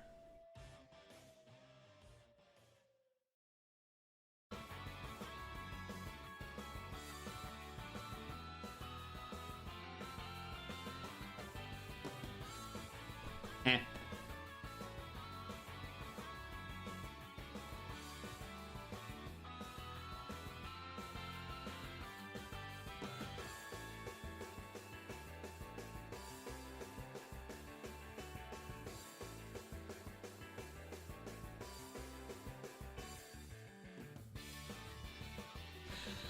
I was actually very scared there for a second because I saw everything freeze and I was like, oh crap, not again.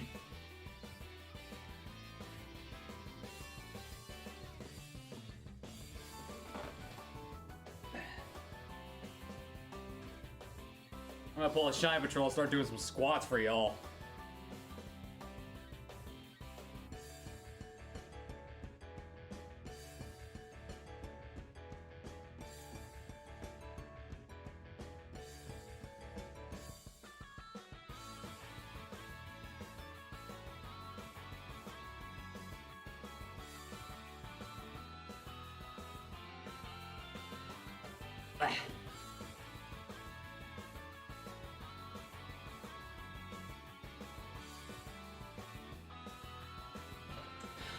Also, a reminder, everybody, today is the last day of the week, so the sub goals and bit goals are going to reset at the end of the stream today. So if you guys got resubs to go for it. And if you guys got some spare bits for 500, go for it. Never ask for that stuff, but it's been a while since we opened up a pack of cards.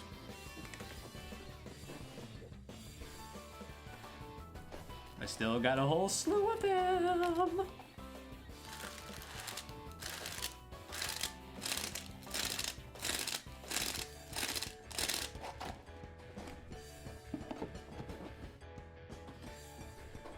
Here I am trying to bribe my own community. What the crap's wrong with me?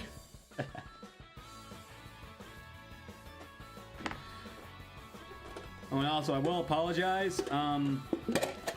I forgot to send out the cards on Fridays, on Saturday, so I'll have to get them signed. Actually, I gotta sign them for anything.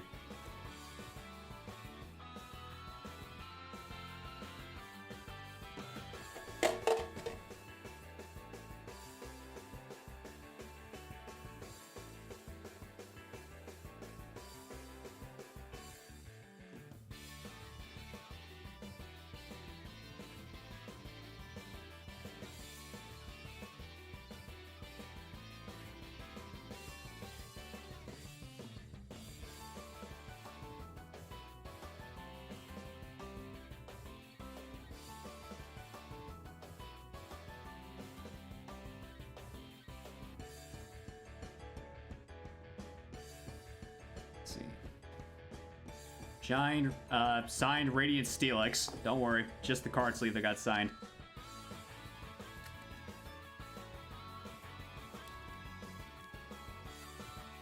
Card safe.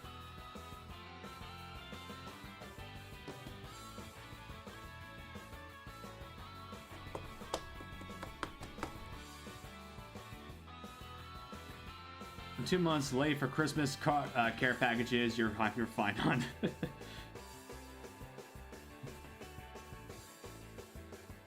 Yeah, it's all good. It's all good. I don't mind it if my car was signed. Actually, now that I think about it, I gotta sign Strix's too. I gotta send him a whole package. He's got a whole slew of stuff in here I gotta send him.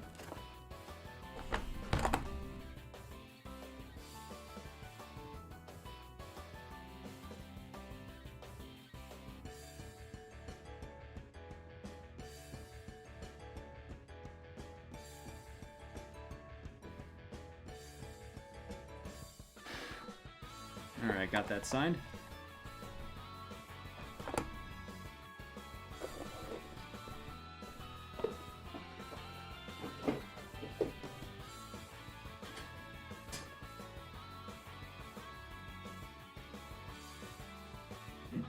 Ooh, excuse me.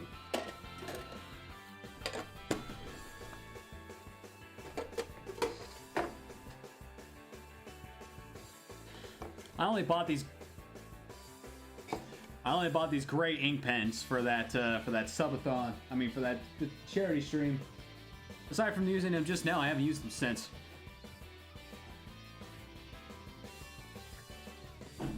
Also, I'm gonna say this right now. I appreciate you guys being patient during this intermission period.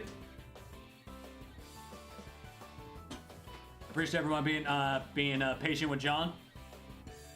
I mean, after all, like I said, family comes first, and he's probably helping his wife with cadence. So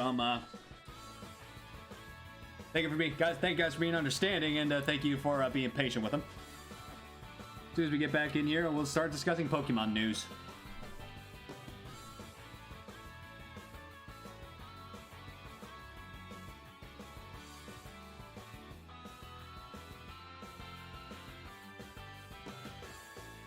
I'm gonna grab some more water while I'm at it. In this cup.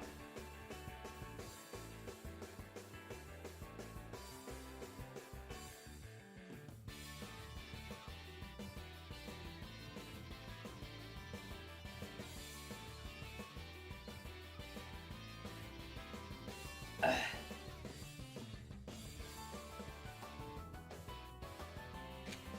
don't know why, I'm just really thirsty today.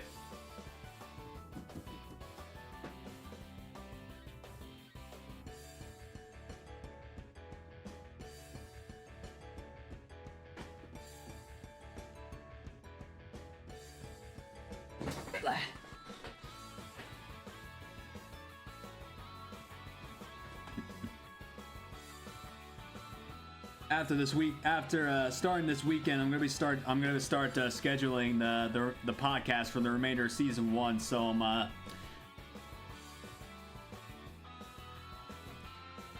right. So as of right now, I'm booked on the podcast for March, unless something happens. I'll have to reschedule. But You guys should expect podcasts April 15th or 16th, the 29th or the 30th. And then in May, we have one on the 13th or the 14th. And then we have the season finale on the 27th or the 28th. And I haven't actually posted this in my podcast Discord yet, but I actually have the podcast for the season finale reserved. This guest was initially supposed to appear last week, but he couldn't. So I talked with him, and we really got more down on a heart-to-heart basis. Well, we talked on like heart-to-heart basis. And I just said, would you like to have the season finale slot? And he accepted, so I'll just have to slate that in for him. I'm gonna try and get a certain somebody I know wrapped into the season 2 premiere, but we'll see how that goes. I'm actually trying to get a shiny race down with this guy, but we'll see. Yeah, speaking of shiny races, I gotta talk to John about doing a shiny race. Speaking of Johns, here's the John guest we have back. Hey man, sorry about that. Hey, you're all good, man. Family comes first. My wife's grandparents are in town. They're here this week, and so they came by to. They're still here now, but they're talking with Haley and everything. They're here to see Cadence. It's the first time meeting her since she was been born. So they came down from Wisconsin, so they wanted to get a couple pictures with us and everything. And then actually my mother-in-law was here too, and she wanted to get some pictures as well. She was on a trip with her boyfriend, and they were at Hawaii, so they just got back yesterday. So they were over. She was over here for a little bit. I see. In small world, small world, Wisconsin, because I said I grew up in Wisconsin for a little bit. Oh shoot! There we go. Small world. Way too small of a world. All right, so the topic we're about to discuss was Pokemon news. But before we talk about the main thing that we want to talk about, I found a few small articles regarding Pokemon that I feel we should give a little bit of discussion about, just to give a little what's the word I'm looking for? Just a little taste of Pokemon news before we start talking about the major stuff. Okay, yeah. All right, so I found an article. Well, we all knew about this news, so we want to discuss it further. Pikachu's not going to be disappearing from the anime. We now have a new Pikachu coming forward. Dude, Pikachu. Yeah, new Captain Pikachu. So yeah, we're giving you the first. So Pokemon Company released that we're giving you the first look at 2 new characters in the upcoming all-new Pokemon animated series, introducing Freed and his partner Pokemon Captain Pikachu, who are accompanying our protagonists during their adventures. I mean, I know it's not the same Pikachu, but do you honestly think that Pokemon needed to keep Pikachu in the anime, even though it is the Pokemon mascot? I didn't think they needed to, personally. I thought they were going to go maybe a different route and kind of have a new Pokemon, like maybe someone in the Paldea region stick out more, just because that's where this anime seems like it's going to be starting off in, with these new protagonists. But I think from what it's Pokemon. I mean, I think I'm hearing that the protagonists are from a different region, but they're going to Paldea. Oh, that's right. I think, what was it? I think the girl protagonist is actually from. Is she from Paldea, or I don't remember? No, I think the boy protagonist is from Kanto.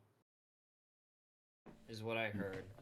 Yeah, I could I'm not be sure. wrong, though. I'm not sure. We've already discussed it on this podcast before, whether you think the girl is Ash's daughter or not. Oh, 100%. It has to be. Everyone I have who's talked about it says it is. But I that mean, begs the she's question. got that hair clip in her hair that is literally the same symbol as Ash's OG hat, from back in the day. Like, I don't know. Like, and maybe it's just a coincidence, but I don't know. Yeah, but it also begs the question: who's the mom? That's where the debate sparks. But yeah, I think it's Serena. we're still gonna be getting a Pikachu in the series, and it's just like honestly, they just we've had what 27 years of Pikachu. Just let us have a new let us have a new mascot, please. I agree. That's what I thought they were gonna go, and then they made this announcement with Captain Pikachu, which I mean, like I said, I'm not surprised, but in a way, it's like they could have done something else here. Come on now. Exactly. And I also found this article regarding actually a retired NFL player who sells Pokemon cards now. Really? Yeah, it says 29-year-old quit the NFL to sell Pokemon cards. His business brought in $5 million in just 7 months. Apparently Holy cow. yeah, apparently let's see. This guy's name is Blake Martinez. Okay. Yeah, I mean, it says that over the course of his 6-year professional career, Martinez amassed more than 28 million, blah blah blah, in earnings between his like that. But in 2021, he had a torn ACL and was released from the New York Giants just a year later. And while rehabbing, he found himself focusing more on more the side hustle to pick up during the early days of the COVID-19 pandemic and stuff like that. But it says here that, and in his past fall, when it came time to decide whether to fight for a spot on a new team, in this case, the Las Vegas Raiders, or double down on selling Pokemon cards, he made a surprising decision. He chose the cards, launching his company Blake's Breaks in July 2022 and committing to it full time in November. And over the past 7 months, he's brought in more than $5 million of revenue on collecting and reselling platform Whatnot, according to documents reviewed by CNBC. Let's see. I mean, honestly, I feel like that's the best call. Like, Pokemon cards are really on a big hype right now, and I don't think it's gonna really die down anytime soon. Like, you gotta think he's got his health and well-being he could think of with playing with the NFL, or he could do this and have know his body is not going to be affected by it. He could support the family, be around more with the family too, because I know with the NFL the schedule's crazy with practices and games and all that kind of stuff. Like, to me, that feels like it was the smart choice on his part. Like, I don't want to give credit to this man because of who he is, because on social media and stuff like that, and plus of his past content creation on the platforms. But I hate to say this, but I feel like because of Logan Paul, Pokemon cards got way more hyped up than they should have been. Yeah, I agree.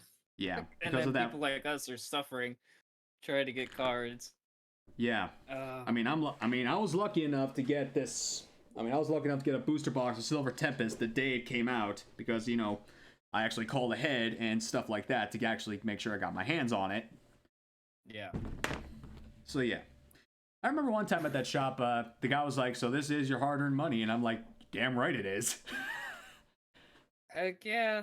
He was just double-checking my debit card to make sure that I was the guy that was on the card. Oh my gosh. But yeah, after people are done with the NFL, they have to choose like different career paths. Either like you can't just be a Tom Brady and just settle on your winnings for the rest of your life. Exactly. There's gotta be something. So yeah, definitely diving into that kind of platform of like reselling Pokemon cards. Definitely is a really cool thing. I'm gonna sell off my commons and my energy cards, but any cards that I have that are at least a reverse holo or like something I felt like was worth sleeving up, I'm keeping in this box. Yep. All right. Now that we got those two out of the way, let's get to the main portion. Pokemon Day is tomorrow, and we got a new direct tomorrow. Beast on, baby. So I'm more than positive I saw your tweet on what you're speculating, but I didn't remember what you said. So what are your predictions for Pokemon Day 2023? predicting that we will probably get some kind of news regarding the Pokemon anime, I'm sure. Maybe like a little sneak peek of like what it's gonna look like. Maybe like a little trailer kind of thing. Because I know it's coming out relatively soon, at least in Japan, right? I think it's Mm-hmm. like next month, I think. I think I'm so. not sure. Yeah, I so think we'll in probably April. see something in regards to that.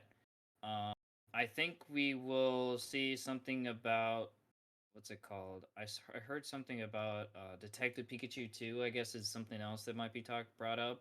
Apparently, The video game or the movie? I think it's a video game. Yeah. There was I think it's a speculation for. video game.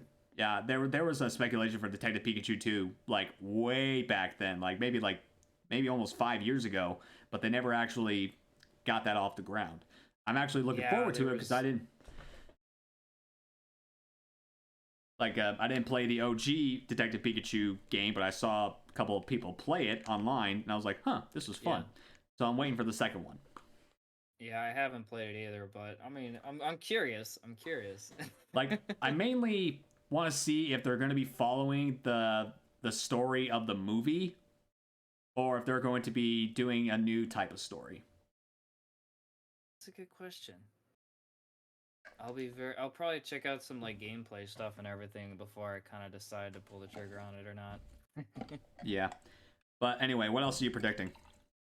I think we will get Scarlet and Violet DLC announced. Whether I'm more that'll than be released this summer, I don't know. like But I think I'm like, go ahead. go ahead. No, you're good. You're good. I was only gonna say I'm like 99.9% positive we're gonna get an announcement regarding that. But anyway. Yeah, it just makes sense. Like they did the same thing with Sword and Shield, didn't they? They released the game, and then the Pokemon Day came around, and then they announced the whole DLCs that they're coming out with. So I feel like there's a lot of rumors flying around of what it's gonna be too. I've been avoiding leaks though. I haven't been really spoiled on anything of what people are speculating it's gonna be, so I'm kind of just staying away from that. But pretty sure we'll probably get something around those lines. I think we will probably see something in regards to. I heard there's a rumor about a new mystery dungeon game. I don't know if that's true or not. I hope it ain't. Like, here's what I want. I hope not either. I literally responded to a Purple Cliff tweet regarding this, and I said, to be honest, screw Mystery Dungeon. Give me a new Ranger game. Yes. Oh my gosh, I remember Pokemon Ranger. I love that game. I played Shadows of Almia like 5 times, and I loved every second of it. Oh, that'd be awesome. Yeah. I'd be about that. Do it like Let's Go function where we literally have to take our either our controller or Joy-Cons and just go wee like a Wii. Yes.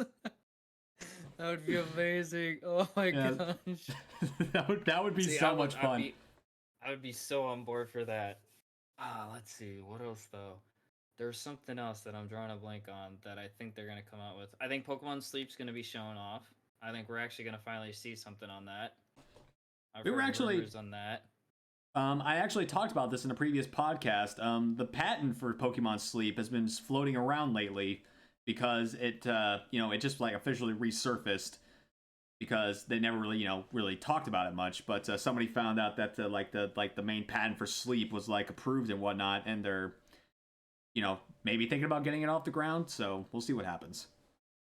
Yeah, and I don't know if this will happen. This is all like me wishful thinking, but with the announcement of the whole compatibility with the Game Boy Advance games, and Game Boy games being added to the Switch, maybe they'll release a game or two that's gonna be added to it. I don't know. Look, during the last Direct, they already released the Pokemon trading card game for it, so it would be completely ill-advised of the company to give us that little taste and not deliver on the biggest day in the Pokemon history. That's why I feel like it's a no-brainer. It's gonna happen. I mean, we already got the virtual consoles for Red, Blue, Yellow, Gold, Silver, Crystal, but they're all in the 3DS, and you can't buy them anymore unless you do like some hijinks and use like a Nintendo Direct card or like whatever card you got to use to buy them now. You can't do it no more. I mean, I got 2 copies of Crystal sitting on my my 3DSs, but I never downloaded Red, Blue, Yellow, and stuff like that. I mean, we got that taste in those games, so I mean, it wouldn't surprise me if they put those on there, but I really want to see them put the Gen 3 games on there. Yes. See, I hope so. I have a feeling though, if they do add it, it'll be the subscription, the online subscription that you have to pay like for bonus content. You know. Shoot. I really don't want them to do that because it just really closes the door on people that don't have that service. I mean, Pokemon is one of Nintendo's biggest biggest revenue streams, and it would still be ill-wise of the company to basically try to what's the word I'm trying to look for, to alienate the people that don't have that service to lose out on those games, because it makes people want to buy the subscription just to get the games, but then once you can't get the subscription, you don't have the games no more. So it's like, just make them widely available like we did on the 3DS and just call it a day. You're still going to make a ton of money off it. There was literally like that Patrick and Man Ray meme where he's trying to give him his wallet back, but he won't, acknowledge that it's his wallet. Yeah. I saw a video of this guy doing it, and he's like, "Excuse me, sir, I would like to purchase one Game Boy game." And there's like back and forth between like the fact that they don't have it and they don't have it yet, and he's like, "I'm willing to pay you here." And at the end of it's like, "Don't you have a Nintendo eShop?" "Yep." "So you can put your legacy content available there at any time." "Yep. I would like to purchase those games on the eShop with my money instead of reverting to piracy, which you obviously despise. So you should put them available on the Switch. Makes sense to me. Then do it. We currently have no plans to offer any legacy content. Also, please don't pilot our games." And then bam, bam, bam, bam. See, that's what they need to do, but they don't pull the trigger on it because, like, literally every time I've played a classic game, it's on a ROM because I don't have the technology or the stuff available to play the classic games. So just give me that avenue to play the games and call it a day. I'll still pay the money. You want the money. Just let us pay you for the old games that we can't get. Yep, that's it. Just let us just do that. Please, Pokemon. Please, if you're listening, please. I know, exactly. But yeah, I mean, what I want to see, I definitely do expect some DLC news. I'm expecting also some more information regarding the patch that's supposed to release for Scarlet and Violet, because there is more. Good point. Yeah, there is some information regarding this patch, but there's not all of it. They need to release pretty much every aspect of this patch before we decide to download it, because in all honesty, like I've been saying, they really needed to push back the release of Scarlet and Violet to focus on fixing the bugs. But no, that would have actually helped me a lot because it was my birthday that day. So as much as I would love the birthday gift, I didn't want a buggy game for my birthday. Yeah. Oh my gosh, I really hope this patch fixes so much stuff. What I'm disappointed on though with this patch is, I think I saw in the coding that if there is an area that's causing a lot of system that's struggling in a way, the images and stuff like that, that they're actually going to take out some of the images, the characters you see walking around, or the Pokemon. They're going to reduce the numbers of those being on the map just so the game stays stable and there's not so much glitches happening, which kind of stinks because then it's it's an empty world almost in a way, you know? Yeah, it's supposed to be an open world game, yet they're trying to make it a blank world. Yeah, what the heck is that? That's not an open world game. No, it is not. No, it is not. But yeah, like you said, I would actually one thing I saw that was circling around and I would actually be really down for it is if they release some form of remaster of XD or Coliseum. Yes, please. Oh my gosh.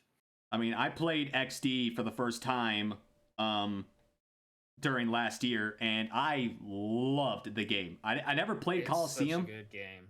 Yeah, no, I never played Coliseum, but I did play XD, and I'm like, man, this is such a good game. And I have never laughed so hard at certain aspects of a video game before. Oh my gosh.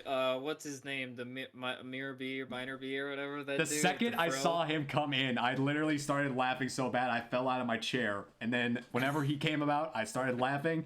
And the animations just really got to me, especially the electrode fainting animation. The eyeballs just popping out of his face. Oh, I know.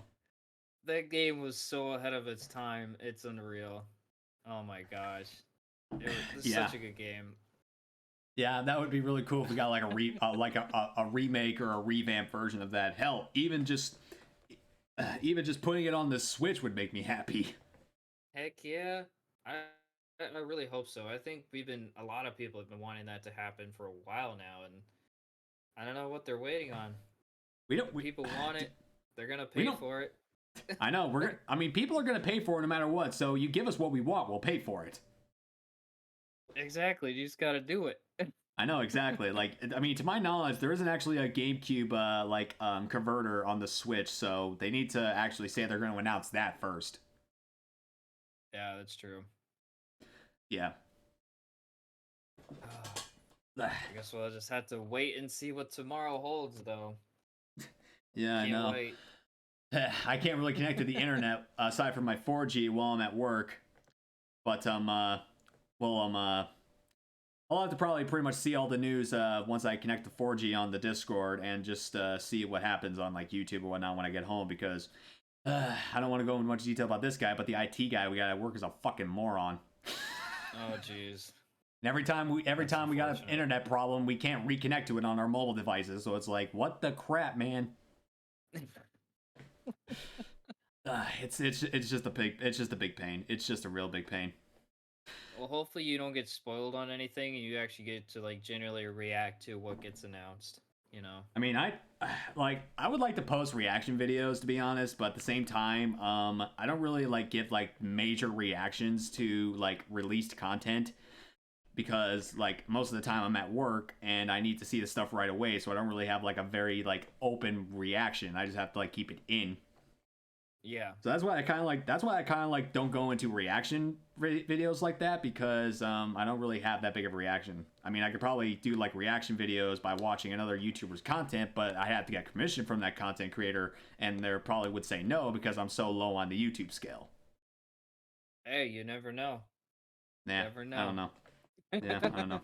And besides, most of the videos that I would react to I've already watched, so it's like, what's the point? Yeah, that's the other thing. You want it to be a genuinely like a real reaction, not like forced or anything like that. Yeah, I feel you there. Yeah, I feel you there. All right, John. So this is this is near the end of the podcast. So this is like the point of the game where I would like to ask you. I mean, obviously you are not very active on the content platform these days, but once you're able to, get back on there, what are going to be your main goals for your content creation? Whether it's Twitch, YouTube, TikTok, just what would you like to achieve? Personally, I try to stay away from like the numbers game. I know sometimes it's really really hard to like not think about it, but if I could, my main focus here is just to make a whole lot of friends on Twitch that share the same passion as I do about Pokemon, going forward. So do a lot of like collaborations with other streamers, even if they're not streamers, like just members of the community as well. Just a whole lot of collaborations there. Maybe one day reach Twitch partner if that comes into the light for me. I would definitely jump on that opportunity if that happens. But honestly, I just like what I've been doing now. Just continue to grow, make a lot of friends, and just enjoy the passion that I have for gaming with everyone else that has that same kind of passion. Yeah, which is Just one of try the to reasons why. Steer clear of the numbers game, the best I can. Like when I go for the numbers game, like I don't even care about my numbers on Twitter, because my Twitter is basically a dead account. I'm just on there to keep an eye out on what's going on in the other people's verses, because they are more Twitter active than I am. Yeah. But I don't really talk about my numbers game on Twitch unless I'm like nearing the next 100. So unless I'm nearing the next 100 followers, I don't really talk about my numbers at all. I mean, even as we speak, I don't even know how many people are in the chat right now because I don't actually pay attention to my view count. I don't know if you do. I don't. Nope. I stay away from that because I know, like in the past when I've done that, it's actually like mentally affected me negatively. Like if I've ever like seen like, oh, it's only one person, I'm seeing that one thing on there. It's like, well, no one's watching me. Why am I doing this? You know, and like Yeah. that was a negative mindset I did not want to have. So I just got rid of the whole view count thing, and I just go into it like whether there's one person watching me, I treat it the same as if there was 100 people watching me. You know what I mean? And Mm-hmm. it's made it a whole lot healthier for me with streaming. Exactly. So That's what I've been doing. it's the way I to mean, do it. probably the only follower goal I'm actually like trying to, I would like to pay attention to is probably my TikTok. I really need to get back on TikTok and just the last thing I released was like a little custom video of me with this new soundtrack I've been hearing, and it's just I I saw haven't that. I really, think. Yeah. yeah. Yeah, I just want to get more onto the content creation platform. I mean, I don't really like to be YouTube orientated because I just don't really like. I've been on Twitch for I'll be on Twitch 3 years come June, but I've barely been active on YouTube. Literally, the only thing I've been posting on YouTube is a couple of shorts and these podcasts. So I really like my main focus to be on the Twitch platform itself. So that's where I've been driving most of my attention towards, and that's why the podcasts are on Twitch instead of like YouTube or somewhere else, because this is where this is my bread and butter. This is where the Poké Network, this is where the top goon was born. So it would be wise of me to go anywhere else for the moment. Completely agree with you there. I do the same thing, just kind of post little funny shorts or reactions or whatever on YouTube and um, TikTok, and that's just kind of what I stuck with. I did a little bit of videos for YouTube beforehand, but it's hard to have the time to do the editing and everything, and just to even like kind of shrink down the video and all that kind of stuff. It takes a lot of time, and that's just something I don't have at the moment, unfortunately. So Yeah, I yeah. just That's gotta why I make don't. do with what I got. Yeah, that's why I don't really edit these podcasts. I just download the VOD and just post it straight to YouTube whenever it's after the grace period. Oh, okay. Oh, hopefully that time I was away it doesn't affect it in any way. I'm so sorry. Hey, don't feel sorry at all, man. I've loved having you on here, man. Which again, I gotta thank you again, John, Psychotic Gamer, for taking the time out of your day to actually, take part in the podcast and actually, talk with us pokeNERDS about being pokeNERDS. Heck yeah. I'm honored that you even, invited me to be a part of it. Like I know this has been a big dream of yours to do this, so I'm thankful to be a part of this first season, you know. Hopefully this just keeps growing on and you can have every a new panel of guests every year, for the whole year. That'd be I mean, awesome. I'm gonna keep. I mean, That's why, like you, I like to collab and network with other content creators, which is why I started these podcasts in the first place, because that's what I like to do. So I mean, the podcast wouldn't even be possible without you guys actually taking interest and wanting to be a part of this. So it's all thanks to you guys that I actually get the chance to do this. Like I said, very thankful to be a part of it. Yeah, thank you for being a guest. Of course, anytime. All right, so Goon Squad, Psych War. For those of y'all that are here, I'm gonna be sending you off to Yellow Snow today. He's doing his his old shiny hunting tricks and Scarlet and Violet. So we're gonna send him some Goon Squad love tonight. Mods, get the raid messages in the chat, and we'll see where we go from there. So y'all, I will Sounds see. good. So I will see you guys on Tuesday for more shiny hunting antics. And again, everybody, I appreciate you tuning in to the podcast tonight. And again, big props and shout out to a Psychotic Gamer for taking the time out of his day to be a part of the podcast. So, how do you do your normal intro? I mean outro. Oh gosh. I always say the same cliche thing. I hope you guys all have a wonderful rest of your day, morning, or morning, afternoon, evening, whatever time it is for you. And hopefully they all have a safe and great weekend. And I love you guys. That's what I usually do.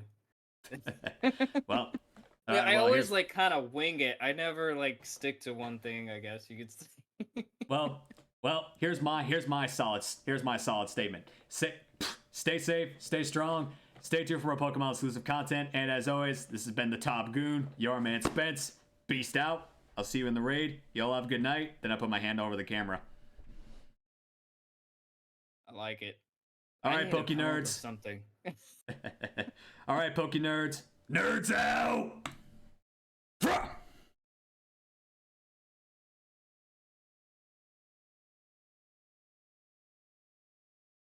Oh yeah, that was okay. That was sick. I need to come up with something.